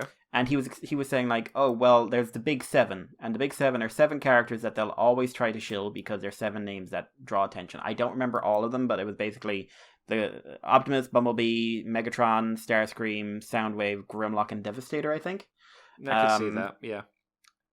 And it's just like, see, as much as I would like all those guys, that's also telling me that they're not going, like, they found a safe zone and they're afraid to leave it now. Yes, 100%. Because remember, Beast Wars didn't happen because someone felt very creative. Beast Wars happened because they were fucking in the toilet. Yeah, they needed something to do with Transformers because they were desperate. And same again. Why did the movies happen? Because they were heading towards the toilet again. Like, yeah. We need something like that to happen again, unfortunately, just to push us back into a bit more creativity, so something can happen with Transformers. So something new, because that's what I'm. Yeah, that's what I'm yearning for. I'm not sure we're ever going to get to the point where we're not going to have a show that's not focused on Bumblebee, Optimus Prime, Megatron. I'd like it to happen where we can introduce new characters, but I don't like you say. Honestly, I think Transformers has become too. Ironically, I think it's become a victim of its own success in this case. Like, it's become too safe in those areas. And it's like, if we do this show every year, we have the Allspark, we have this, we have that. Like, it will sell. It'll be a safe product. And if we're lucky, like, we'll get a writer in, or we'll get a team of writers who do something creative and fun with it, which has happened multiple times. But it also means, like, we don't need to try. We don't need to risk. A business will never take a risk it doesn't have to. Yeah, 100%. And I from a business standpoint, that makes sense. But sometimes when you roll the dice, you win big. And we've seen that before. Like with the movie, the movie won really big. And granted, after that, they just kept investing in the movies. And luckily, they got returns on the movie for a long time until it stopped giving a return. And after that point, obviously, it's closer to the timeline we're in now. And we haven't had a. Look at it this way. Since. We were talking about it there. Just like, the movies were doing well. They didn't change anything. The movies finally stopped making money. Yeah. And they reinvented them. Mm-hmm. And then that made money. And then they went, oh, no, we can go back to what we were by the sound of it. But yeah, which is a weird idea. But, that's wrong. a different. That's a different topic, I suppose, isn't it? You're wrong. But, yeah. I'm sure people are happy with what they've seen. I know some people are. Oh, absolutely. I've seen I'm not, but... of happy peoples, and I do not begrudge anyone their joy, and in fact I encourage it. Yeah, it's just I think both for me and you, it's disappointing to see, and both of us were really hoping that there was going to be an injection of something a little bit different, but which obviously we didn't get, which is a bummer. Mikey, you said you actually let me talk about some happy things that I saw from PulseCon, which was the G.I. Joe stuff. Now, granted. The G.I. Joe Declassified line is doing very much what the Transformers Legacy line is doing, and they're just focusing on doing reinterpretations. It's just redoing their old, let's just say G1 characters again. The difference, obviously, between Transformers and G.I. Joe is G.I. Joe is not nearly as successful as Transformers and has not been going on as long. And when I say it's not been going on as long, I mean it hasn't had consistent releases or shows, or movies, or anything like that. G.I. Joe, the last show that we got for G.I. Joe was Resolute, and that was in the toilet days of Hasbro, the Hasbro channel. What was that called again? The Hub. The Hub, yeah. Around the days of the Hub, that was the last time we had a G.I. Joe show. Now, if you wanted to say the G.I. Joe needs to do something new like Resolute, I'd say yes, they do. But for a line that's doing 6-inch figures, something they haven't done before, it's dripping into the idea of the the Marvel Legacy, the Star Wars Black Series. It's like, okay, I'm fine with that. And luckily they showed some nice things off. And I pre-ordered some stuff. So they finally showed off the Storm Shadow figure. So we can finally get Storm Shadow now. They put out Arctic Storm Shadow before as an Amazon exclusive, which was a variation of the toy, and people were wanting the proper ninja. He's finally out, so I pre-ordered him. They got Spirit, who looks ace. He looks really cool. The Native American. He's got his burb. They've changed him from a tracker to a sniper, but I don't think that's really a big deal because he can be a tracker with a sniper rifle. So and with only a little bit of work, you could probably turn him into Billy from Predator. I'm sure. He's got the same hairstyle. You could just change the color of his outfit, and boom, you got a Predator dude. Now, the one I was most excited about, because I thought it looked ace, was they're doing Croc Master. Do you know Croc Master, Mikey? Yes. Did you know he's coming with his gator as well? Yeah. And they've named her for the first time, and it's a her, because it's called Fiona, which I was like, oh, that's... I didn't know that. Yeah, they're calling her Fiona. I can only assume it's a Shrek reference. Because, swamps, ogres, Fiona, I don't know. The accessories it comes with are really cool. It's the deluxe price, so it's like 40 quid, but you get like the gator's big. It's bigger than Croc Master himself, so the posable tail, it's quite posable. He also comes with a whip, a collar for it, a knife, a hook. I really like the meat hook thing. That's really cool. And a pistol. And I think it comes with little tiny baby gators as well, which you can put in the big gator's mouth. So I feel the 40 quid is definitely worth the money there. It feels like you're getting a lot. Storm Shadow comes with a fuck ton of accessories as well, which is nice to see. Because some of the issues with the previous releases are that they didn't come with a lot of stuff. These ones seem like they're coming with actual things. Like Spirit's coming with his bird friend as well, which is really cool. It's called Fiona. What's that? Fiona. What would you call a gator, Mikey? Not Fiona. Why not? What's wrong with calling it Fiona? I mean, I'm just looking at it now. That's a really good looking gator. Yeah, it looks great, doesn't it? They've got the tail right. Lots of places do not get the tail right. Apparently the tail's got a wire in it as well, so it's posable. I'm always a little bit concerned when you've got wire products, but I'm sure it'll be okay. And, I always like the look of Croc Master because he's fucking stupid. Let's be honest. He looks like Bane but lazy. Yeah, lazy Bane. I always like his... he predates Bane, actually. I don't know. When did Nightfall come out? 90s. Oh, yeah, he does. He predates him. Yeah. I always liked his gator vest as well. It's very stupid, but it's cool. They're happening. They're also doing Target. Unfortunately, they're still going on with the Target exclusives, but it's not quite as egregious as before. They're doing a really fucking cool figure who is Outback. Have you seen the Outback? No, I will look at it now. I'll send you an image. Like the way that they've sculpted and painted this dude looks really good. The beard that they've done on him, the paint job they've done.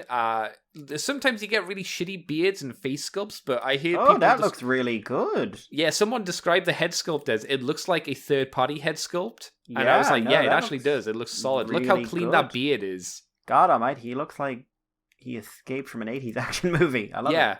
Yeah, like he's got a really thick beard. He's got the stupid orange top with a tiger on it. He's really not done a Storm Shadow yet. No, like I said, they did the Arctic one, but apart from that, it's the first time they've put out normal Storm Shadow. I think that the reason is, if you put out all your main characters straight away, people might stop buying the line. So you got to stagger it. I think that's probably the marketing idea behind it. But no, these figures look great. They're also doing the Python Patrol repaint of the Viper.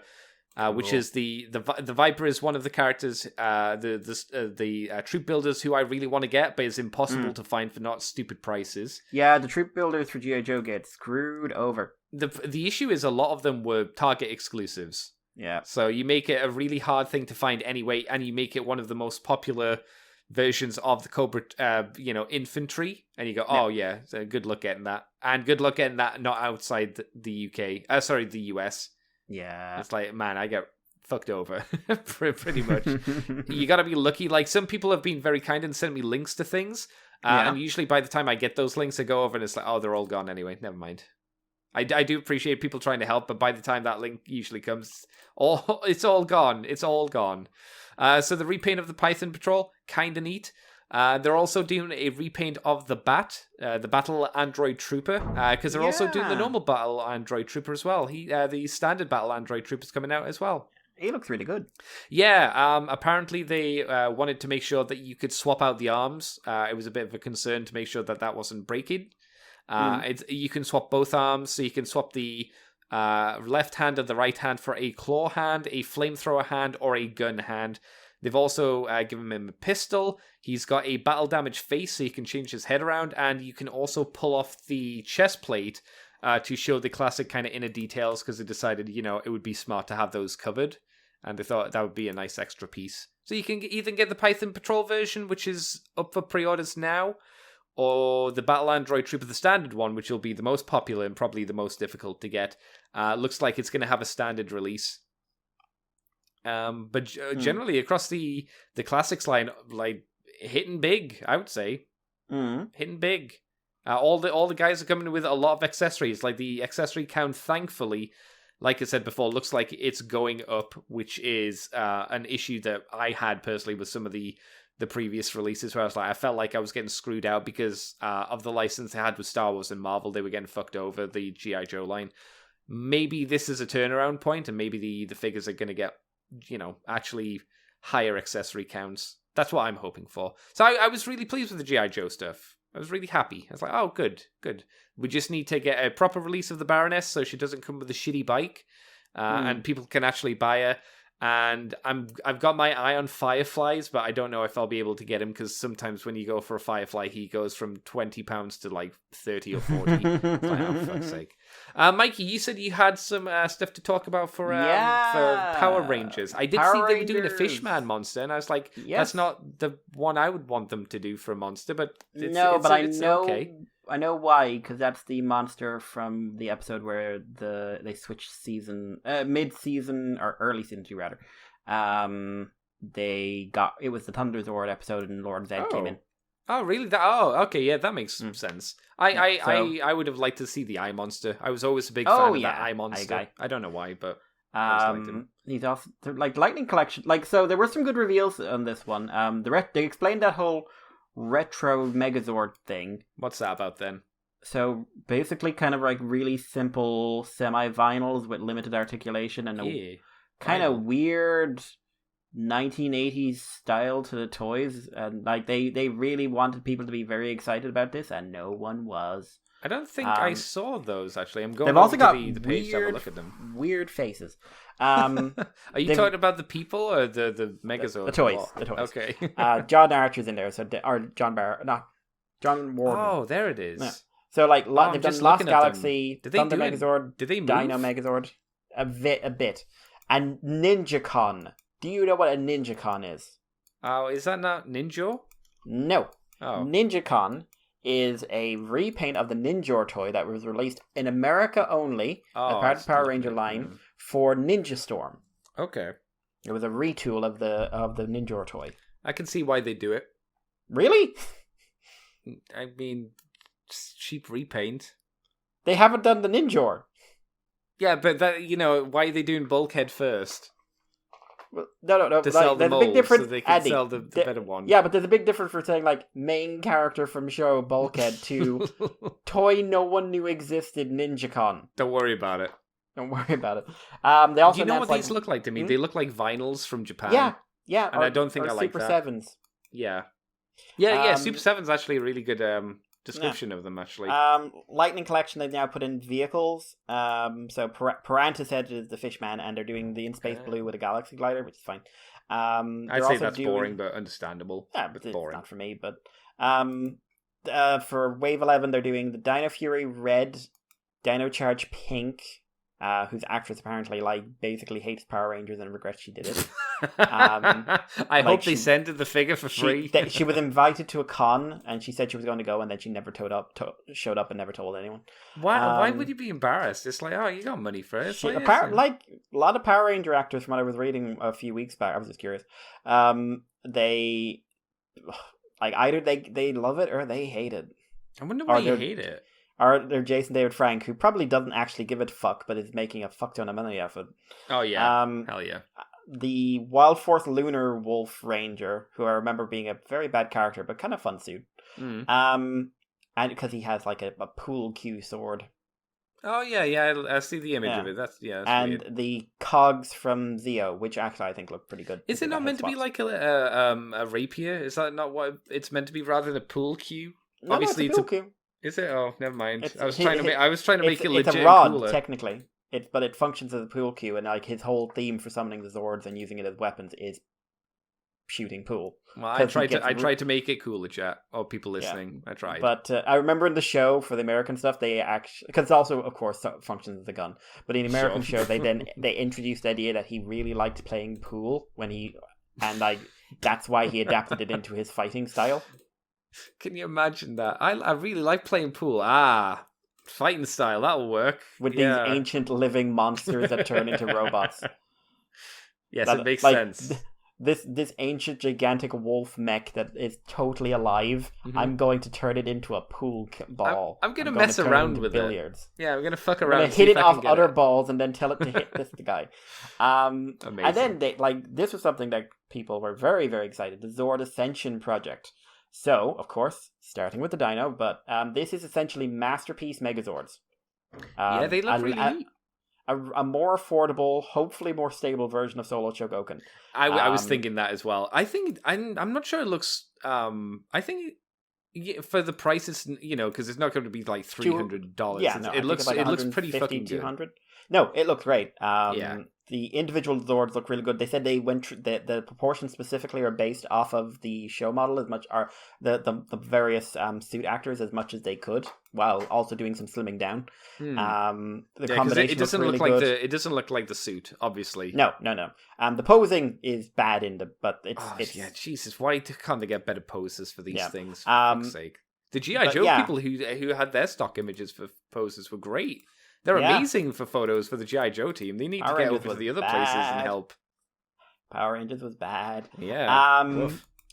But they also remove. There'll be little figures like you used to get with the old toys as well. I remember the Thunderzords came with those. Same. And you can remove the face and show all the team in the cockpit, which wasn't in the face. No, it was in the chest, wasn't it? Yep. But hey, we won't. Well, let them off. Overall, this thing looks really, really good.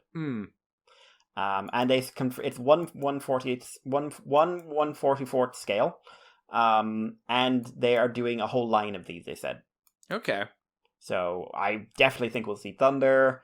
We might Dragonzord will be in there, of course. I would say definitely we'll see the ones from the first 2 seasons, maybe the first 3 seasons of Power Rangers. I'd be surprised if they went into Turbo. Yeah, I'd really want. I would love to see Shogun Zord. Yeah, I mean that's like one of the best ones. Yeah, and I'm not. I wouldn't say I'd be as into it, but the Battle Zord as well would be nice. Which one's that? The red from Zeo. Oh, the one the shapes made of all the shapes. Or do you mean the one that's the punching kind one. of more Egyptian one? That's the Zeo. It would be really cool to have the shapes. Because, the theme in O-Ranger was different ancient cultures. Right. So, there's Egypt, Mesopotamia, Babylon, other places. Mm-mm. But I was thinking, the actual, red Battlezord, the one that the Red Ranger had, that was a little, the punching robot. Oh, yeah. Also, a terrible combination. One of my least favorite combinations. What do you mean? He put his arms over the top of him. Yeah. It's machine guns. And then they reveal an image that I think is basically this, but better, which is the black and gold collector's version of this, which is based on an old black and gold version of I think Daijujin had it and the Power Rangers had it. Yeah, I don't know what it was for, but I think they did it for I remember that it came out years ago, when they did they re-released the old toy. Yeah. Something, and I saw the black version. It's pretty. It looks awesome in my opinion. I think it looks really, really fucking good. In fact, if I was getting it, that's the color scheme I'd want. I think it looks kind of badass. Oh, I'd like the OG one personally, but I could understand why you'd go for that.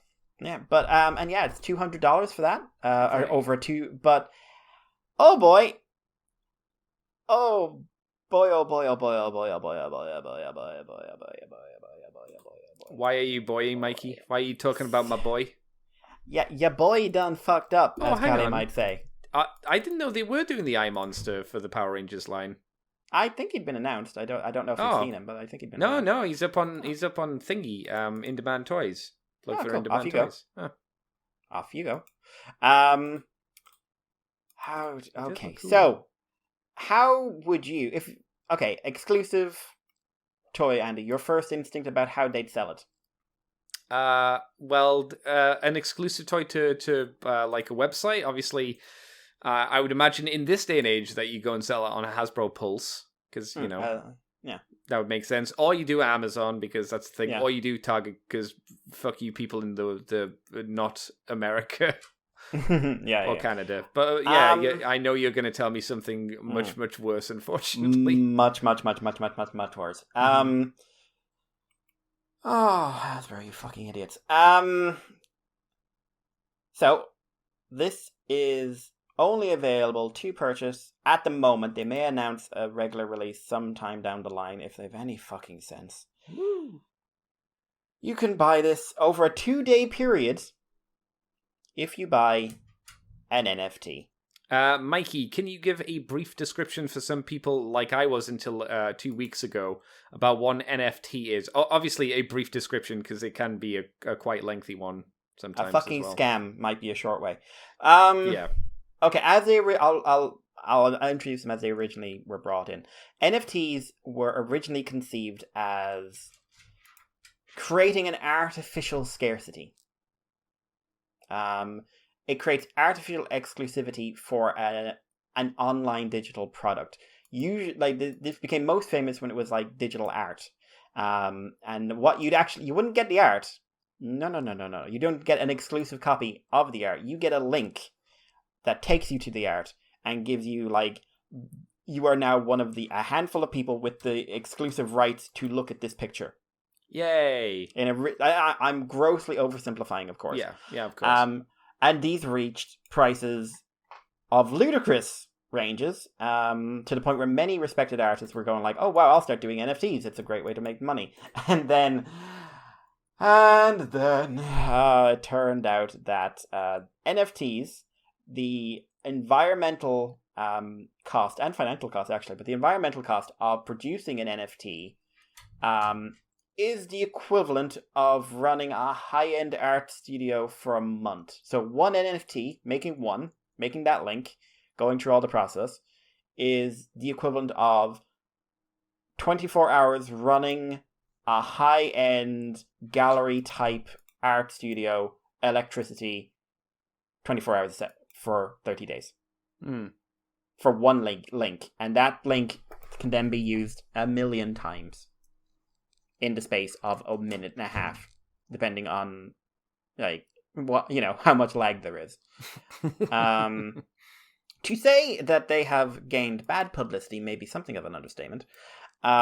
Many people don't like them. I don't particularly care for them. I think, one, we do not really need the problems environmentally these days, and two, what a fucking scam.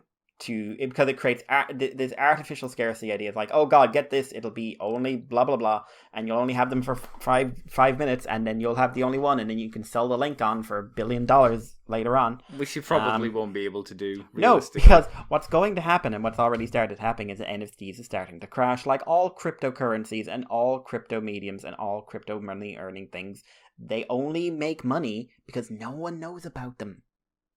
And when people know them and become mainstream, they become mainstream. And the money and the market falls through because they're not worth as much anymore because they're not exclusive.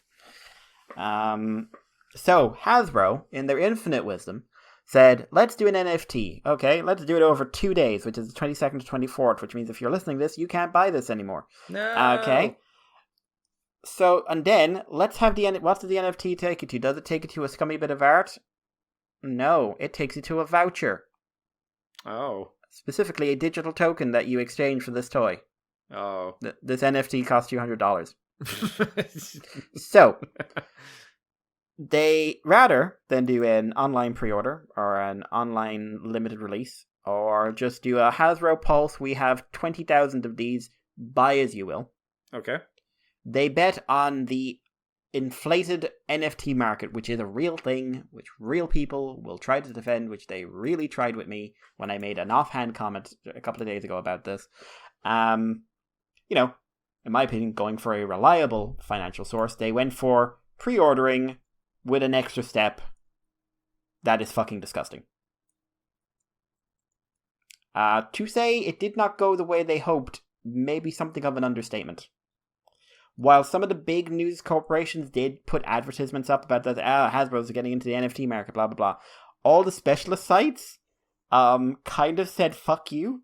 And, like, example, Toku Nation, like, there is a very long breakdown of what's going on. And at the very, very end, and there's a Power Rangers NFT available for 2 days.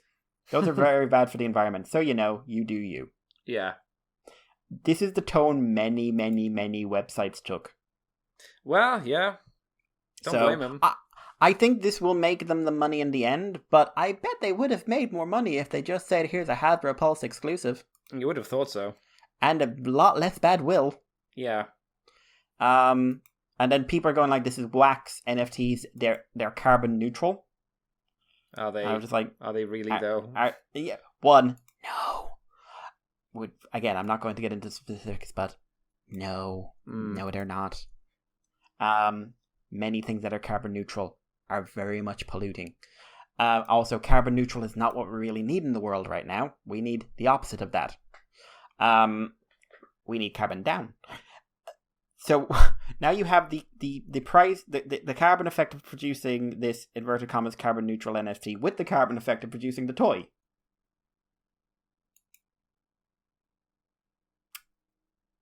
No one's happy about this. No one? No, I have not seen a word of positivity about this beyond people who have things in their Twitter handles like, I love NFTs. And I'm not exaggerating. Are you sure they're not kidding. like not the mistyping and it's not meant to be NTR? It's like they really love NTR. We all love a bit of NTR, Andy. Let's be honest. This is true. Jesus. So over 2 days, I'd be very curious to see how successful this was. I don't think we'll ever find out. But wow, did Hasbro take a media punch to the dick over this one? Good, I guess. Yeah, I would. It's not nice to say, but you kind of deserved it. Yeah, especially in, like, I don't think I've heard anyone say, you know what, these NTF things, they're great. No one, I've not once seen that when people have talked about them. Not one person. No. And again, like, at the very best, what you've done is added an extra step for people to bullshit their way through, because you can only redeem this NFT over a 1 week period. Oh, yeah, why make it harder to buy your products? So I don't know why. You can only buy it over 2 days, and you can only redeem it over another 7 days. So weird. Which means if you come in on day 8, you spent $200 on access to a picture of a token saying you have access to a toy you can't get. It's what I've always wanted. Yay! I don't think PulseCon will really go down in the annals of great successes. Perhaps not. Also, there was a lot of talking. Yeah. Which all conventions have, but wow, do you really notice it when it's online and you can't go out to the bar? Oh, on a happier note, Mikey, did you see Run DMC do the really super... Run DMX do the super cringy rap at the Transformers thing? No. I saw the Breaking Benjamin guy who was going on about his Transformers tattoos and how he's planning to get more of them. You honestly didn't see the rap? Oh, Mikey, it was so bad. I didn't watch a lot live. I didn't, partly because I didn't have time. And I jumped in specifically. I was like, oh, well, I may as well watch it. And I saw it. Oh, Mikey, it was so bad. Oh, God. It was like, you know how people say that Go Ninja Go is a pretty cringy song? Yeah, but it's adorable. It's 90s. It was sung by a very, very, very, very, very white guy. Yes, he was desperately trying for you to ignore that fact. He was desperately trying to make fucking money, to be fair, you know. Yeah, he did super for successful. a bit. For a bit, He made it for like a year. I would say, especially this being 2021, the rap that Run DMC or X, I don't know, I'm not up to date on my rappers or anything like that. The artist formerly known as XDMC. Wow. It was worse. No. I think so. Andy, you poor crazy man. Mr. Gruff apparently couldn't stop laughing when he saw it. I don't know I don't think they've put it up on their channel, but I hope someone's clipped it. I hope someone's clipped it because I want people to see how bad. Like, if I could get a clip of it and put it on the end of the podcast, I will. Oh God! But it's cringy as fuck. Cringy as fuck. Oh dear. I think I'll be able to find it because it's on the. Yeah. We've got day 1, day 2, and day 3 of the live stream. So yeah, hopefully I'll be able to find that. Look forward to that. Yeah, Mikey will look forward to that as well, I'm sure. Oh, Mikey's so bad. Oh dear. Do you have anything else you want to say? No, Mikey? I think I've burnt out on my crazy for today. Oh, okay. Here we go. I'll send. I found it. I'll send. I obviously won't show you the whole thing. I've just jumped you to about 2 hours 30 into the thing, so you can at least get an idea of the wrap. Hang on. I want to check something. I don't think even the wiki like they've got pictures of it, but I don't even think the wiki talks about the NFT Zord. Oh, really? Okay. Like, hang on, I've got to see this. I've got to see if I'm right because I find that fucking hilarious. Because like the Power Rangers wiki is like the Kamen Rider wiki, and that oh my god, they won't shut up about everything. Oh, no, okay. they don't. They've got some pictures of it, but they don't. Like they describe the main Zord, and they've got pictures of the black one, and that's it. They don't even have all the pictures. Oh boy. Okay. Oh dear. Oh, they've just got it. Oh, here it is. With a pre-order for a US only version from the black and gold. We don't talk about what it is, but we're moving on. No, don't talk about it. Don't talk about it. Even the wiki. Hmm. All right, let's see. Like Hasbro Pulse Day 1. Yeah, they'll jump straight into it. Don't worry about it. Okay. So you can live have reaction, folks. Yeah. I see a. Oh no, it's a picture of an Allspark.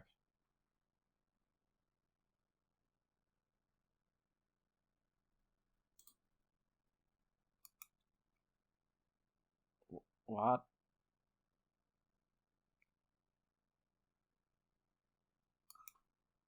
Oh no, he did the arm thing. What's the arm thing? Grabbing your arms and shoulders like you're about to say peace. Yeah. Like Storm Shadow. Ranger. They're ready for battle. He couldn't think of any Power Ranger lyrics and just said Power Ranger over and over again. Power Rangers. Power Rangers. Power help me. Power Rangers. Oh. I'm not wrong, am I? It feels like my grandfather just showed up and said, I can rap, kids. Do you want to see? Do you see why I say Go Ninja Go has like more legitimacy? Because it's like, it's the 90s. It's for a kid's movie. You know, it was Vanilla Ice. But it's 2021 and like no one said to this guy like, don't do this. This is bad. Oh, I like how the comments are just like, what the fuck is this? Yeah. This is awful. This is edgy as fuck. Like I didn't go to bed, usually kids, comment in this stuff. But I put in like at the start of it, I put in cringe. Loads of people said cringe. Oh, because this is kids aren't watching live streams about toys. They're not. This is for adults. No. Who's this rap for? What adults are this for? Yeah, I'm gonna get a clip of this. People, don't worry. If you didn't hear it, I'll put it. I'm not gonna. Go Ninja Go has more honesty and sincerity to it. I'm not gonna put the whole rap in, but I'll get a small clip. We'll play it when we say goodbye. It won't go to the outro music. It'll go to a small clip of this, and then it'll go to the music. Which section will be the gold? There's so much to choose from. Yeah, it's a thing. I told you, didn't I? It's hard to believe, but. Mikey, what have you been up to this week, my dude? What have you done for fun? Slowly losing my sanity. Yes, right. I imagine you did after the news came out this week. Yeah.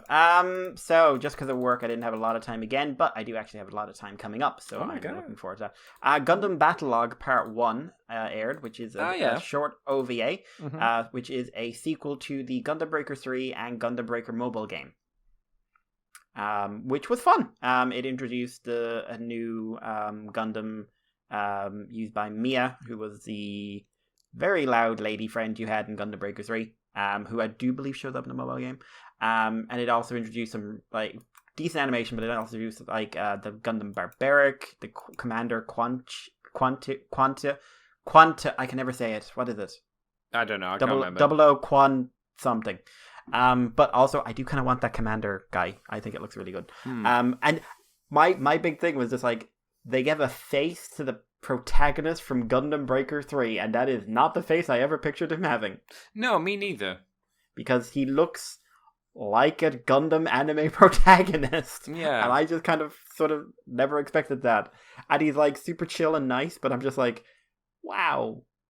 It doesn't seem like it's going to be a very deep show. It feels more like an advertisement, which it is. I would have liked it to have been a proper show, to be honest. Especially since Gundam's not got anything out at the moment. Yeah. Gundam's on a break for, I think, the next 6 months, so at least, while they're revving up. They've got a UC show and then another show, something about witches. Oh, okay. I'm more interested about the Witches show then, potentially. Yeah, same here, to be honest. But hey, UC, I think, is based on an island, which is some note. Okay. But it's going to be all serious and boring. I went crazy. Sorry, there are many good UC elements. I just like crazy stuff. Revice episode 8 aired. Mm-hmm. Wow. You hated it. That was an early wow. That was a surprisingly early wow. So it was better than, because the last time you talked about the last episode you weren't a big fan of. It was definitely a step up. That's good.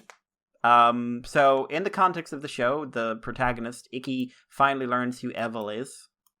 Or Evil. I'm going to say Evil because every time I say Evil, I want to say Evil. Sure. I'm just like, no. There is not enough swagger. Evil, because like the viewers know who Evil is since episode, like his second episode. Ikki gets a reveal in not a nice way.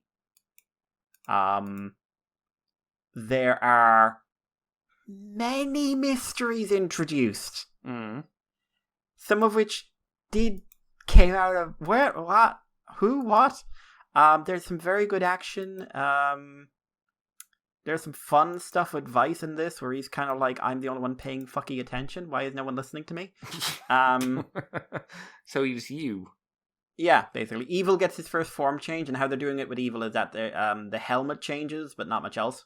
Okay, do you like that? But it's all right. It's he gets basically like his Revi loses his Jackal stamp, the X8 one, and then Evil uses it, but because it's Evil and his forms are supposed to be based off of the Evil Riders, he's styled after Genom, so his colors are like in the purple range.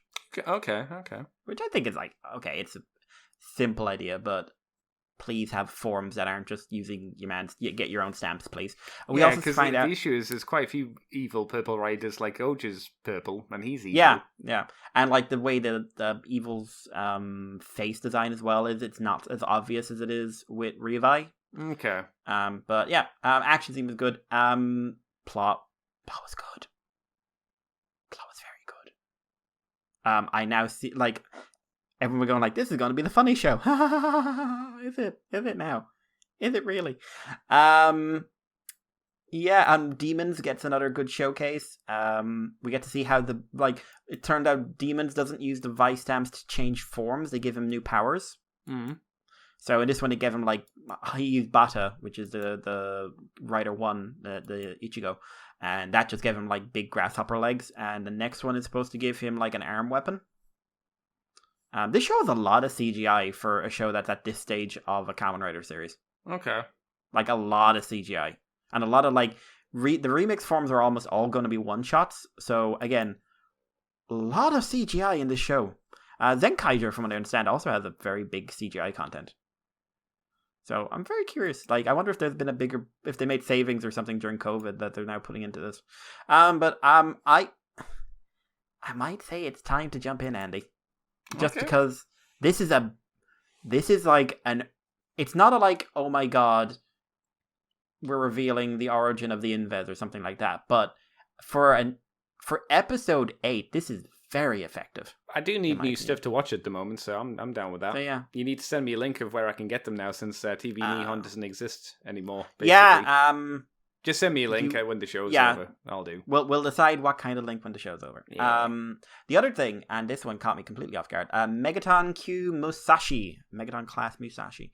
So, I saw a trailer for this, and it is a big CGI mecha show with 2D humans and stuff like that. And the 2D humans look very similar to the kind of style you get in something like Yu-Gi-Oh! Or not quite the crazy hair. Oh, okay. Yeah. But like I'd say like Yu-Gi-Oh! Or Yokai Watch or something like that.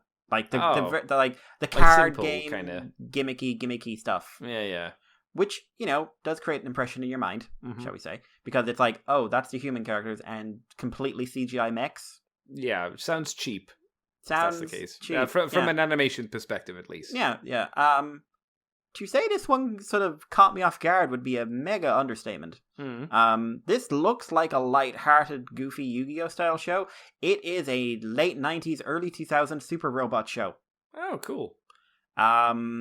It has a post-apocalyptic vibe. It's got some very, like, for the CG is well done CG. It's not choppy. It's nice and smooth, and they use very inventive super robot moves. The story is fairly well done. I find the characters quite likable. It's got that very 90s, like, everyone's explaining, but it doesn't feel like wastes of exposition. Is it a new show? Yeah, brand new. I've got episode 4 loading to watch after this. Oh my god. And it's setting up a lot of mystery. It's got a large cast, which it's actually introducing in a very interesting way, which is they're just sort of showing up in bits of episodes. They're all being given little focus things without having them relevant yet because it's not their time. Also, way darker than I was expecting, and has the most adorable attempted assassination I've ever seen in my life. Oh. It was hilarious. I'm liking it way more than I was expecting. I am terrified this is going to be 12 episodes. You might get 13 if you're a good boy. Really structured to be 20-something. Really structured to be 2 core. Really hope it is, because if this goes 12 or 13, that's a fucking mistake. But I'm like, I can't tell whether you'll like it or loathe it, Andy, but I will say, like, it caught me off guard, so it might catch you off guard. How many episodes did you say? Oh, 4. Episode 4. 4. Wasn't it? Yeah, it might be too live. early to tell, I suppose. Yeah. But it's airing live at the moment, so. There was a few other small things, but nothing of note. I've been playing Gundam Breaker 3 a bit during the evenings. I restarted, basically. I wanted to, just go nuts with a bit more crazy with some of my designs, so I'm having fun with that. Probably will do the whole... I know I did it with Marion last time, but we'll probably do, and here's the Hololive ones, because I'm a loser. Andy, what about you? I have been watching what's the new model kits that they're out now? Kyoko Senki? Yeah, I think the official name's Amami. Yeah, I think it's because it's another world something Kyoko Senki. Or Summertime Wars or something like that, Kyoko Senki. But Kyoko Senki, I've watched 3 episodes of that. It's not amazing. I've seen a lot of people go, "Oh, it's so boring at the moment. There's not much stuff." It's kind of okay. I would say it's very typical Gundam pacing. I would agree. They would disagree, but I would say that's fair. I would ask them apart from Re-Rise or some of the Build series. Yeah. It's fine. It's nothing amazing. I'm enjoying it well enough. It's better paced than Seed. I mean, that's not saying much. Seed's a fucking boring show. And Seed's also 50 episodes, so they fucking danced around for ages not doing anything. That's because they kept on not knowing what they wanted to do, because the show was garbage. Yeah, Seed's a mess. Seed Destiny's worse. Yeah, but that's the sad thing. Kyoko Senki, it's okay. It hasn't wowed me yet, but I'm I'll keep watching. It's nice to see a mecha show where the mechs are animated instead of in CGI. So I'll give it plus points for that at the very least. I also started watching and finished very quickly because I got really into it. Odd Taxi. That's a great show. Yeah, I saw that. Over really 2 days, you just kind of blitzed it or something like that. Yeah, it was. It's a show about. Let's read what it's about, because it'll be a better description than I can give it. But I was shocked by how much I got into it and how quickly I got kind of into it. Okay, the synopsis. Eccentric and blunt, the walrus Hiderashi Odokawa lives a relatively normal life. He drives a taxi for a living, and there he meets several unique individuals. And then it mentions the name, of each of them. I'm going to skip that. But Odokawa's simple way of life is about to turn upside down. The case of a missing girl. The police have been tracking leads back to him, and now both the Yakuza and a duo of corrupt cops are on his tail. Less of a point than you'd think. I thought it was going to be like once-off comedy stuff. No, it's not that. It's not that at all. Set in a strangely familiar city with unusual individuals, Odd Taxi is a bizarre story about a humble taxi driver and a mystery of a lost high schooler. It's like the thing that this show sells you on is the interactions of the characters. It's not like, oh shit, gunfire, crazy ending, like, oh my god, the world has changed, that kind of cliche ending of each episode. It's not that. It's stuff like there's a comedy duo, and they're trying to do like the, what's it called, manzai comedy in the competition. One of them becomes famous and starts being invited to like other TV shows and becomes very popular while the other one is languishing. And he's like, we need to do this comedy show. And he's like, well, I don't really need to do it. And he's like, oh, it's that kind of thing of you and your friend and you're failing, but your friend's doing really well. It's that kind of depressing thing. And that's their interactions. It's the interactions of the characters is fantastic. It has a really nice, it has a really sincere and sad ending. There's a lot of things in the show where you're like, man, as an adult, you kind of look at these things and you go, that's really sad and relatable and yet understandable as well. I highly recommend Odd Taxi. It's not like Beastars or anything like that. It's not teenage. No, it's not like angsty or anything like that. I have hormones. I want to have sex, but my girlfriend's literally 2 feet tall. Yeah, exactly. It's not. It's an adult show, but it's not an adult show because of guns and blood and sex. It's an adult show because of the themes and how the characters are portrayed. I highly recommend it. It's I had way more fun than I thought I would do with it. So I watched it. I burned through that very quickly. The Kyoko Senki. Did I do anything else? I don't think so. I think that was the big stuff. I saw Gruff yesterday. That was fun. Got to hang out together. Cool. Got to see his child in it and his lady as well. So that was also cool. Mixed results. That's fair. That's fair. Apart from that, it's just been the usual work week, So it's a bit of things here, bit of things there, and then streaming during the night. I think we're going to have to actually wrap up the podcast because it's getting late. This is a long one. Yeah, long one. So, Mikey, where can people find you on the internet? Questions and comments from this show will be talked about next week, as long as I remember. Yes. You can find me on Twitter as Irish Pillar, and you can contact us on the moonbase2@gmail.com, and you can contact us on Moonbase2 Twitter and Facebook and Libsyn and everywhere else, because we love hearing from you. It's true. Even if we can't answer it straight away. I'd apologize for my rant, but I'm not sorry. He had to get it off his chest. He really wanted to. You can find me on Twitter as Decayed Andy. You can find me on Twitch as Decayed Andy as well. Most places now you'll find me as that. Otherwise, it's Cobra Commander TFW on YouTube. Moonbase 2 Transformers podcast on YouTube. And you can find Moonbase 2 if you go into Facebook, Libsyn, YouTube is Moonbase 2 Transformers podcast, which I said, patreon.com/Moonbase2, $2 each month. You get the extended version from the Files of Teletran 2. You get it a week early, and you get the Moonbase Woo Woo, which is a non-transformery thing. Unfortunately, the plans with Josh fell through, so I'm going to have to come up with something spooky related and get that up in a few days, so it's Halloween related still. So don't worry, there will be something Halloween related. It just won't be what I originally intended, which is, that happens. People Andy will tell you about the horrors of taxes. I could. It'd be really boring, but I could. If you say it in a spooky voice, it counts. Does it? I'm not sure that's true. I think it put people to sleep at the very least, and the sleep can be scary. So, thank you everybody for coming and joining us this week. Hope you've had fun. I hope you enjoyed Hasbro Pulse more than at least me and Mikey did. At least I enjoyed the G.I. Joe stuff, and Mikey partially enjoyed the Power Ranger stuff, partially. And next week we'll be talking about, I guess, the exclusive Pulse event, which I guess we'll see what that means. Maybe we're holding back the good stuff, Mikey.